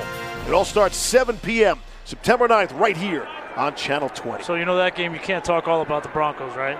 You know that you're going to be able to do that? Oh, you're going to be two teams. Yeah, two teams you got to talk about. Broncos country be like, hey, what's with these guys tonight? It's way too much about John Gruden. Here's Devontae Jackson. Yes, and Bronco country should understand if we start with Antonio Brown, because you got to think that's the headline going into that game. What a matchup that's going to be, though. Woo. I can't wait to watch Chris Harris and Antonio Brown. They've had some battles through the years. I asked Chris about it the other day when we were talking with him, and he said AB got him one time. He got him one time real good in one game, but other than that, he feels like he's been up to the task. We will find out Monday night. And I can't wait to see Bradley Chubb and Von Miller go at it full time, all the time, an entire game against that Derek Carr-led offense. That'll be a whole lot of fun, and that figures to be some old-time football. Monday night, the Black Hole in Oakland. Should be a good time. And you're going to find out immediately something about the Broncos season and the Raiders season. Again, it looks like a top-heavy division. Yeah. The Chiefs and Chargers. What an important game, though, right off the bat, because both those teams are gonna, they're gonna struggle to stay pace, as you said, with San Diego and Kansas City. So if you drop one to the bottom of the division right off the bat, then you're always looking up. 2nd down and 8. Quick toss out to Craycraft. The sideline tiptoes. The Raiders were not a good football team a year ago. And no. They made a lot of moves in the offseason. Obviously, the trade of Khalil Mack gave them the equity they needed to go out and sign 3 first-round draft picks. And you see the standings from a year ago. They're trying to turn it around. They signed some guys on the offensive side, in particular Trent Brown from the New England Patriots, the big right tackle. Massive. He will be formidable for that matchup. Just watching Von Miller on Trent Brown will be fascinating. They've got some play. Tyrell Williams they went and signed as a receiver, opposite of Antonio Brown. And then Josh Jacobs, their tailback. Yes. First rounder is going to be a phenomenal player. Cleveland Ferrell off that unbelievable Clemson defensive front line. He's in Oakland now. He'll give some problems to that Denver offensive line. And again, Grease, we really don't know what to expect out of the Denver offense. All the weapons are there. All the tools are there. We just haven't had a great look at them in the preseason. No. Emmanuel Sanders appears to be healthy. Phillip Lindsay off a brilliant season a year ago. Expect to get him in space some more. And I really want to see this offensive line. Ron Leary, is he going to be able to go? And you heard Derek Wolfe talk about Garrett Bowles. I'm not as high on Garrett Bowles as Derek Wolfe, but Derek Wolfe goes against him in practice, and he's a teammate. But we'll find out a lot about Garrett Bowles on Monday Night Football when it's going for real. 45 ticks away here in the 3rd quarter. Broncos by 10. And these guys, honestly, they got to be tired of sitting around. We're standing around in this case. Back gets tight. There's only so many seeds you can eat down there. Same bad jokes over and over again. Yes, I heard that story already. Stop me if you've heard this one before. 3rd down and 1. Maybe the final play in the 3rd quarter. Quick out to Muhammad, showing off the receiving skills out of the backfield. Yeah, now he comes out of the backfield. You can line him up in a slot, line him up as a receiver. He runs just as good of routes as some of the slot receivers on this football team, maybe better than guys like River Craycraft. Now, he'd be a guy, Muhammad, you'd love to be able to sneak onto the practice squad. No chance. I said sneak. That's why you're not a GM. You're giving him such a good look tonight, putting the film out. Maybe that tells you the Broncos haven't decided. Maybe there's a chance for them to make this roster. 1 more quarter left to decide. Hey folks, don't miss out on the biggest food and music event happening this Labor Day weekend in downtown Denver. It's a Taste of Colorado in Civic Center Park this Saturday through Labor Day Monday. For more information, go to tasteofcolorado.com, tasteofcolorado.com.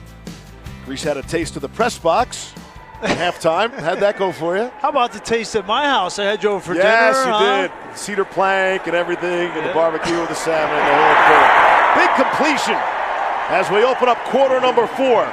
Juwann Winfree on the receiving end from Brett Rippon. We mentioned we were going to get a little, speaking of taste, the taste of Juwann Winfree here in the 4th quarter. He's flashed. He's made some plays. Obviously, that big play to win the Hall of Fame game. He made a nice play on special teams last week.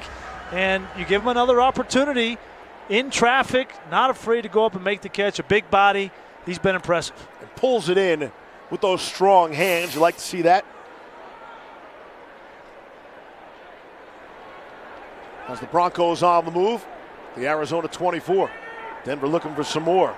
That's Winfree in motion. He'll keep it on the ground to Dave Williams. He'll run into a wall of Cardinals. Pick up 2 on the play. Juwann Winfree, the rookie out of Colorado. 6th round pick by the Broncos, and his teammates love him. Big target, big body, got that on display in Canton. There's a place for guys like this on the roster, and he brings a little bit something different. Certainly more than Cortland Sutton. Look at this play on special teams last week. And he's made a nice play tonight. That last play, he came in short motion, inserted inside the offensive tackle, and went up and blocked a linebacker. That's impressive, too. Something to smile about. That touchdown catch in Canton, that came with like 90 seconds left to win the football game from Brett Rippon. On the ground, Muhammad's not done.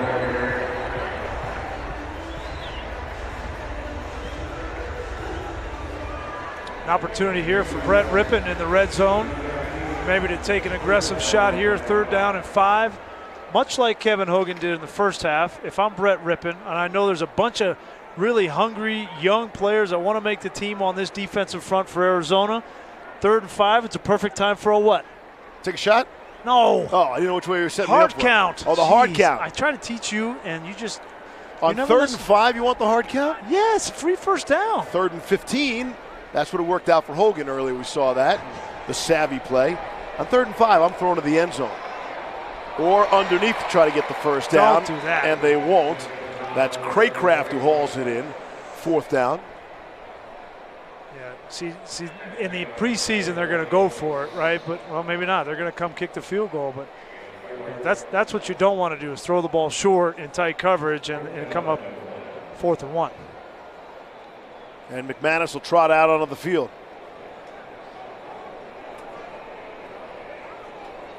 All right, maybe not trot, might have overstated that. He will slowly walk out onto the field. Saunter. The clock continues to tick away. It's an extra point. A 33-yard field goal on the way. And it is good. Broncos add to their lead. 20-7. Denver in the 4th. If you would allow me a moment or two at this point to tell you something that's near and dear to my partner's heart. That's Judy's House, started in 2002 by Brian and Brooke Greasy. Judy's House, the only freestanding organization in the Metro Denver area devoted solely to providing research-based care to grieving children and their families. Tell me more. You guys are nice to give us an opportunity to talk about Judy's House. It's a passion for Brooke and I. It's been 18 years doing this work.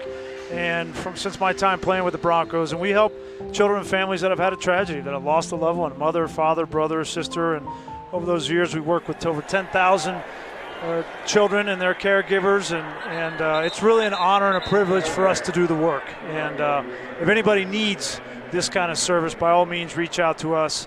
We're here, and we plan on being here for a long, long time. And you've turned away how many people? 0. 0. The answer is 0. Thanks to the generosity of donors and investors, there is no cost to families participating in Judy's House services and programs. Really, every community around the country should have this kind of a service, and we're really proud to do this work right here in the backyard of Denver and be a model, quite frankly, for other communities around the country as to how to do this work and how to wrap around families and be that safety net when they need us the most. And it's amazing how Judy's House has grown and grown and grown over the years. And I should thank you for coming over and doing our garden party a couple of weeks ago. It's a nice time. Great opportunity for people to come over and see the house and see what we're all about. It makes a lot more sense when you see what we do. And that's a great point. Walk through the house. If people want to learn more or get involved or volunteer or donate, by all means, go on our website at judyshouse.org, and we'd be happy to show you around. And most people are kidding when they say the check's in the mail, but my check is actually in the mail. You can always count on me. Out to the 30. And with the Cardinals on offense, some news tonight out of Miami, actually, that the Dolphins have decided on their starting quarterback for this season. Fitzmagic? It will not be Josh Rosen. It will be Ryan Fitzpatrick. Rosen, the number 10 pick overall in the draft a year ago by Arizona, made the decision to move on from Rosen to draft Kyler Murray, and he can't even start in Miami over. Now, Ryan Fitzpatrick's been a nice veteran starting quarterback. But you would think this would be the time for Josh Rosen on a team that's not going to do much in Miami. They're not expected to do much. It just goes to show you there were some question marks with him coming out of the draft, and even more question marks now. And it seems like the Bidwells made the right decision, at least momentarily, to go out and use the number 1 pick on Kyler Murray, who could be a generational player. Now, it remains to be seen if Cliff Kingsbury and this offense, coupled with the talents of Kyler Murray, can work at this level. But this is the first time that we've seen a spread quarterback with the athleticism of Kyler Murray come to the NFL with the system at the same time. Third 3 and out by this Broncos defense this half alone. Here's Kelvin McKnight, an opportunity. Down the sideline, trying to stay in bounds, and the kicker's going to bring him down. Let's see where they spot him out. But a good effort by Kelvin McKnight trying to make something happen in the much maligned punt return game. Yeah, great effort from McKnight. It was well blocked, and he just stepped out of bounds, but an opportunity, at least a little bit of life. Let's take a look at the punt block unit here. You got Jamal Carter back there, Isaiah Holder. Like a block in the back by George Aston, but he got away with it. Steps out right there. You can see that. Down to the rod. He always has a special guest.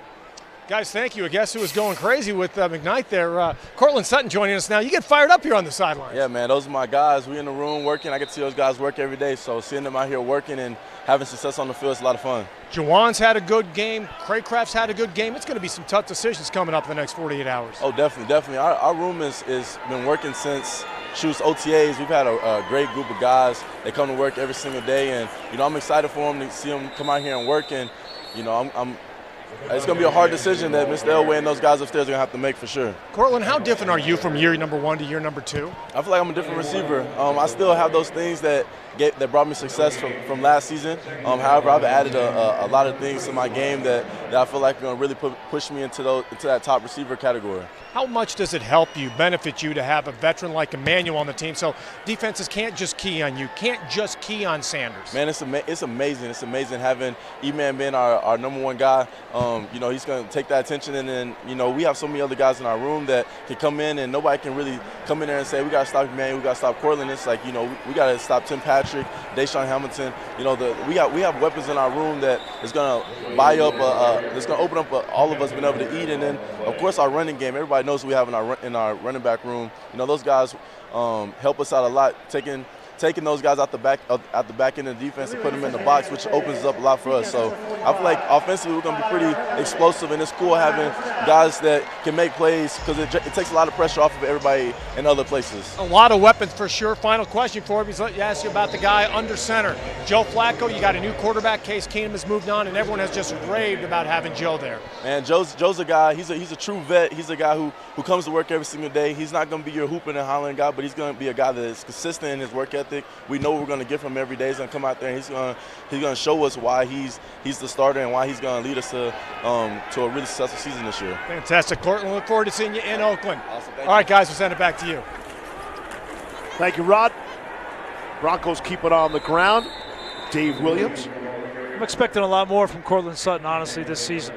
He burst onto the scene in training camp a year ago, making all kinds of plays up and down the field, and then we get into the season and he starts dropping some balls and was inconsistent, had some trouble separating at times.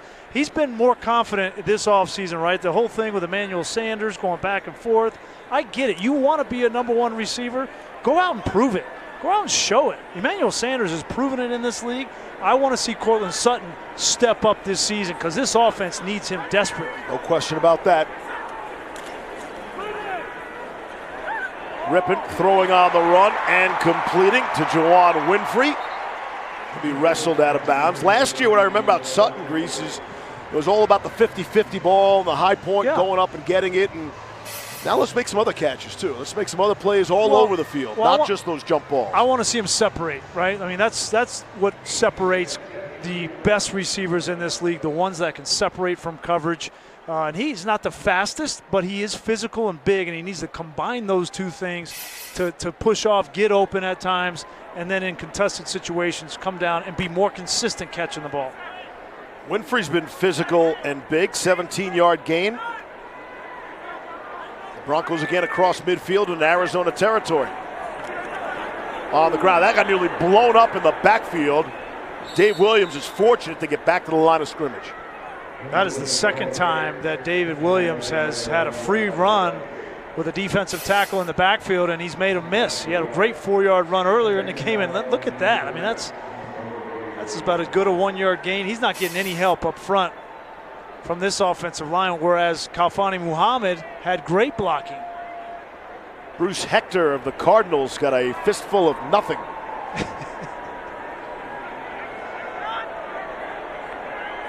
Second down and 11.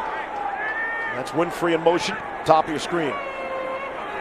On the ground to Devontae Jackson. And the Broncos continue to spread the wealth in terms of who they hand the football off to. Muhammad, Jackson, Williams have all got significant carries here tonight. It's been a lot of runs here, chewing up the clock, and just want to get out of Dodge, get nobody injured. Expect 3rd down and 4 here. You might get a pass, but other than that, it's going to keep it on the ground. Rod reported earlier on an injury to Shamarko Thomas. It's the only injury we know of for the Broncos tonight. Rippon hanging in the pocket and throwing off the fingertips of Brendan Langley. Could not haul it in. It's a good throw. If I were Brett Rippon, I would have thrown the swing route on the outside. It was wide open for a 1st down, but he decides to go downfield. Was this ball tipped? May have been tipped by the underneath coverage, but Brendan Langley had an opportunity to make a play. The converted corner, and that's not an easy conversion to make, and Brendan Langley is from the outside looking in at this roster. Tyler Sigler, they got a piece of that. He's a rookie out of Wheaton. Not sure how many NFL players are out of Wheaton. That field goal is blocked and picked up by the Broncos. Well, the Cardinals, I beg your pardon. Tanner Vallejo off the blocked field goal attempt. I wonder if it's a bit of a letdown by that Broncos protection unit. Well, you see the disgust on McManus's face. It's not the starting unit, right? They don't even move. They just stay there.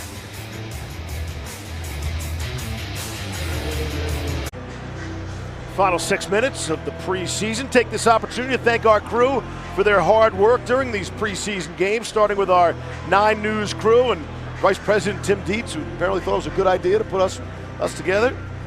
That's working out. Smart guy. Producers John Kurt and Jerry Vancini, and our game crew, led by the capable hands of producer Doug Marino and director Brian Peters, Luke Rosenmeyer, our technical director, and Mike Boyd on graphics, and countless thousands of other people working around the country to put all this together. It really is fun to come and do these games, and we kind of parachute in and do 3 or 4 games in the preseason, and it's not easy to put all this together and make it look like it works. So that's a great job by all the crew, and thank you to 9 News and Channel 20 for having us. And we hope for the fans who have been with us throughout the preseason, you've enjoyed it. Preseason's been rough all over the NFL in terms of players playing, not playing, penalty flags. It may be a shorter preseason in the coming years. Yes. CBA is currently being negotiated between the NFL owners and the Players Association, and I think that's definitely one of the things on the agenda. Sounds like they're going to take a break. They stopped talks today. There was some hope they could get something done before the start of the regular season, which would be unbelievable, but that's not going to happen, it doesn't look like, and they'll take a break and try to figure things out. Got a couple of seasons of time to work with, but no question the preseason. And then there's Vic Fangio, who, by the way, loves the 4 preseason games, wants it, needs it to evaluate the talent that'll play for the Denver Broncos this season. 3rd down. Knopf, the throw. Dante Strickland, nothing doing. He knows it. Might have heard footsteps from Trey Marshall. Looks like the Cardinals will go for it here. Let's keep an eye on number 52, Justin Hollins. He's playing here in the 4th quarter. I think they're counting on him to contribute this season. We talked about the reason why he's out there, to work on some of his pass rush moves as a rookie, and these are valuable snaps. Let's take a look at, he should be, if he's going to make the team, he should have an ability to beat this left tackle, who's the 3rd offensive tackle. I think Hollins had a good game. He's flashed a little bit tonight. On 4th down, too much, too strong. Cut off the overthrow. And the Broncos will take over on downs. 5:14 to go in the preseason. The Broncos lead 20-7. Harrison, you were just talking about what a strange situation this is for you, being able to sit and watch the fourth and preseason game. Never had that before. Yeah, well, last week was the first week in my six-year career that I ever got to miss a preseason game for a good reason. So, you know, it's finally, you know, it feels good to finally, you know, sit back and know that you're good and then just cheer on the young guys while they play. Cut how many times? 6 times. 6 times? Yeah, 6 times. Like 4 times in Oakland, once with the Jets, and then once with the Cowboys, and then signed the futures here and been here ever since. Persistence paying off, because when you talk to the other guys, your name is always one of the first that comes up about who's had the best offseason, preseason, and we saw it starting last year too, Shell. Yeah, you know, I just I hold myself to a higher standard, and you know, being the starter this year, I felt like going into the year, you really have to go out there and set the tone. You don't want it to ever be a question of, well, do we have a guy here? I wanted to go out there and make sure you know, well, we have a guy here. Do you have an idea of how this defense can be yet? I know you guys don't get it as a starter now. 1 series, 1 quarter in the preseason, that's it. Yeah, I feel like this defense can really turn some heads. You know, we just, obviously once we finally play a full game and really put it all together, I really feel like we have all the playmakers that we need to go out there and shut people down. And honestly, I just can't wait for, what was it, 2 weeks on Monday?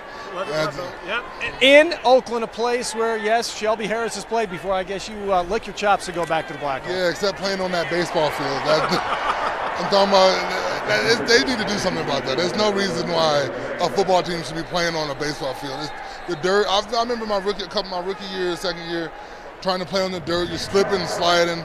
If you want to really talk about player safety, that's not safe. Fortunately, it's the last time there after that, going to Vegas. And, hey, just take care of business next Monday night, all right? Yeah, hey, thank you, man. Appreciate it. Shelby, thanks a lot. Guys, we'll send it back up to you. All right, yeah, they're going to do something about that, all right? This will be the final Monday night football game ever played at the storied Coliseum in Oakland. Everybody wants to talk about Von Miller and Bradley Chubb and all these guys. That young man, Shelby Harris, is going to be a huge piece of this defense because everybody's going to be worried about those 2 guys rushing on the outside. And Shelby Harris, lined up over the center, is going to get a one-on-one on nearly every pass rush situations, and he's too good to be blocked one-on-one by centers in the NFL. And he has been humbled. You could see it on his face. Wears those 6 times he's been released, sort of a badge of honor, and certainly enjoying the fact he's not playing in preseason games for the right reasons. The Broncos able to down it. Casey Kreider, the snapper, able to get down there in a hurry and down the football at the 8-yard line of Arizona. It's a 44-yard punt by Colby Wadman. Great punt by Colby Wadman. This has happened now twice. They weren't able to down it with Marshall earlier in the game. He's punted well tonight, and his job is safe, but there's no question that he has to continue to prove that he can hold down this punting spot. Remember last year at this time we were talking about the addition of Marquette King, and that flamed out, and Colby Wadman was a fail-safe that they fell back to, but he's got to continue to punt the ball well. I think Marquette King is out of football. That's amazing how quickly he has fallen. Being a Pro Bowler and setting records in Oakland. Really a cup of coffee in Denver to being out of the league. That is the NFL. Coming up on 3 minutes to play in this extended preseason for the Broncos. Broncos won the first game, Pro Football Hall of Fame game in Canton. Lost the 3 in the middle. And looking to win here tonight to close out the preseason. Chad Williams makes the catch, 30-year player out of Grambling. Trey Johnson stop. Seems like Johnson has played every single defensive snap.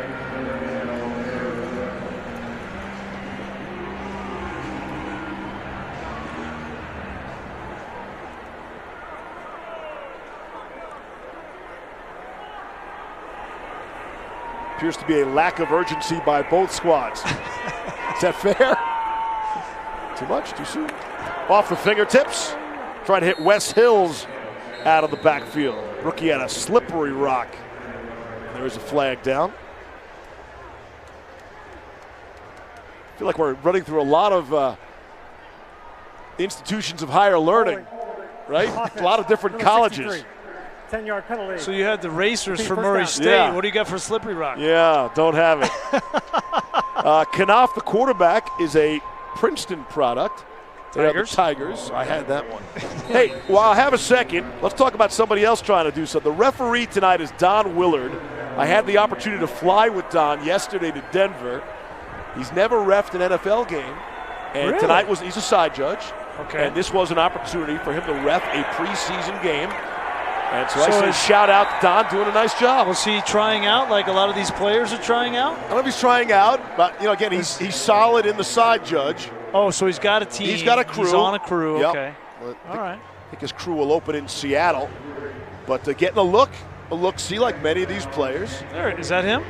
That's the side judge.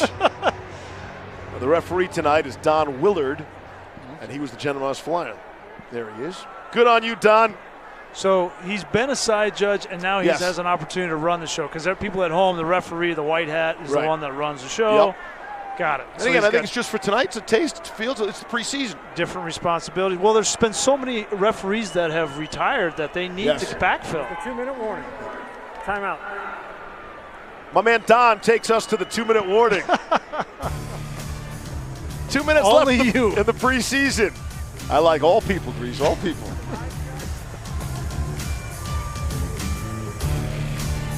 Broadcast is copyrighted by NFL Productions for the private use of our audience. Any other use of this broadcast or any pictures, descriptions, or accounts of the game without the consent of NFL Productions is prohibited.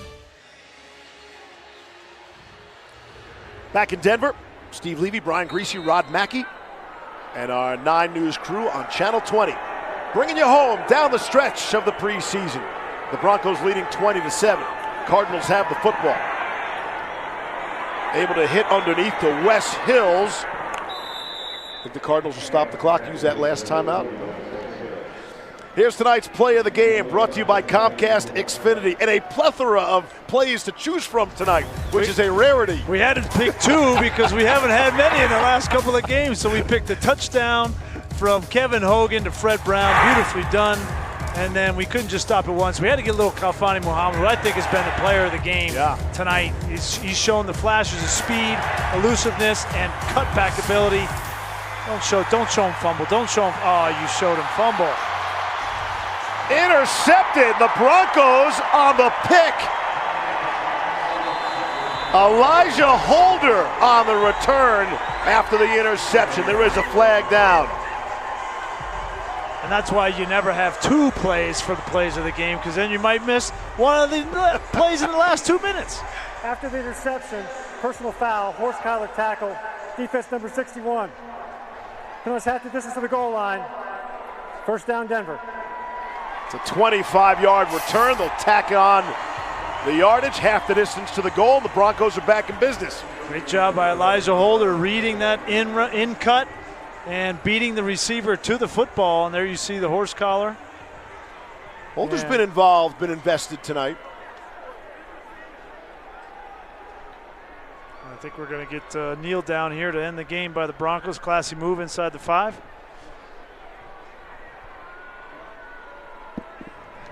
They're going to look at this play. Let's see if that's about as clean an interception as you could have.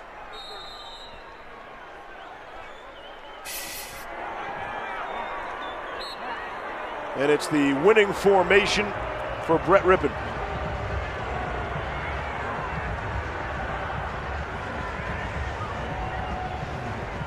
It's like neither team will elect to use their timeouts, thankfully. See if another snap and another knee.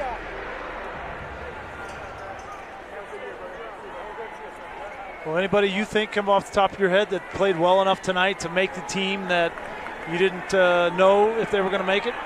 I thought Khalfani Muhammad, as you pointed out, he certainly was exceptional. Just looking over the board. Well, Justin Hollins was terrific, but he was probably going to make the team regardless. Trey Johnson, I thought, was very good. I don't know if Juwan Winfrey did enough. You know, he's one of those ones. Not sure. George Aston, the fullback. Tough. Yeah. Been an interesting couple of days. I don't think that Brett Rippon did enough in the second half to take the spot, if he was going to take a spot from Kevin Hogan. And honestly, if it were up to me, I'm not sure that I wouldn't go out and find another quarterback. Players are about to flood the market. Down to Rod. Rod, you can tell him that Grease and I both think he made the team. All right. Brian Greasy, Steve Levy just wanted me to tell you that they think you made the team. So, great game out there. Great preseason, Willie, for you. Thank you. I really appreciate it. You know, I just want to go out here and, you know, honor God with everything that I do and continue to get better each and every day, every week. Just find something to work on, something I can continue, you know, to keep building off of. This Broncos team has had a college free agent make the roster in 14 of the last 15 seasons. Obviously, it's looking like it's going to be another 15 to 16 now. When you were kind of looking around, were you aware of that? Is that kind of a reason you wanted to come to Colorado, play for the Broncos? The reason I came here is because I heard it was a great organization. Like all the people that I've talked to, you know, they recommended Denver. They say that it would be a great organization. You know, it's great people here, and that's why I ended up coming here. And it just shows you how great of an organization it is. That you know, the recruiting that they do, you know, to bring in free agents that can potentially, you know, make the team. So that's just kudos to them. 3 turnovers tonight by the Denver D. You guys go out on an up. Very impressive performance, Wayne. Oh, yeah, no doubt, man. I'm so proud of the defense. We've been putting in so much work, you know, learning Coach Fangio's defense and, you know, continue to grow, continue to keep building together, you know, get that camaraderie and continue, you know, to go out and play. So it's been great. Appreciate the time. Again, great game out there. Thank you. Okay, guys, we'll send it back up to you. Rod, great job. Tremendous effort throughout the preseason. Always a privilege to work with you as well. The Broncos end the preseason on a high note with a win. 20-7 over the Cardinals. Some final thoughts from Brian Greasy after these messages.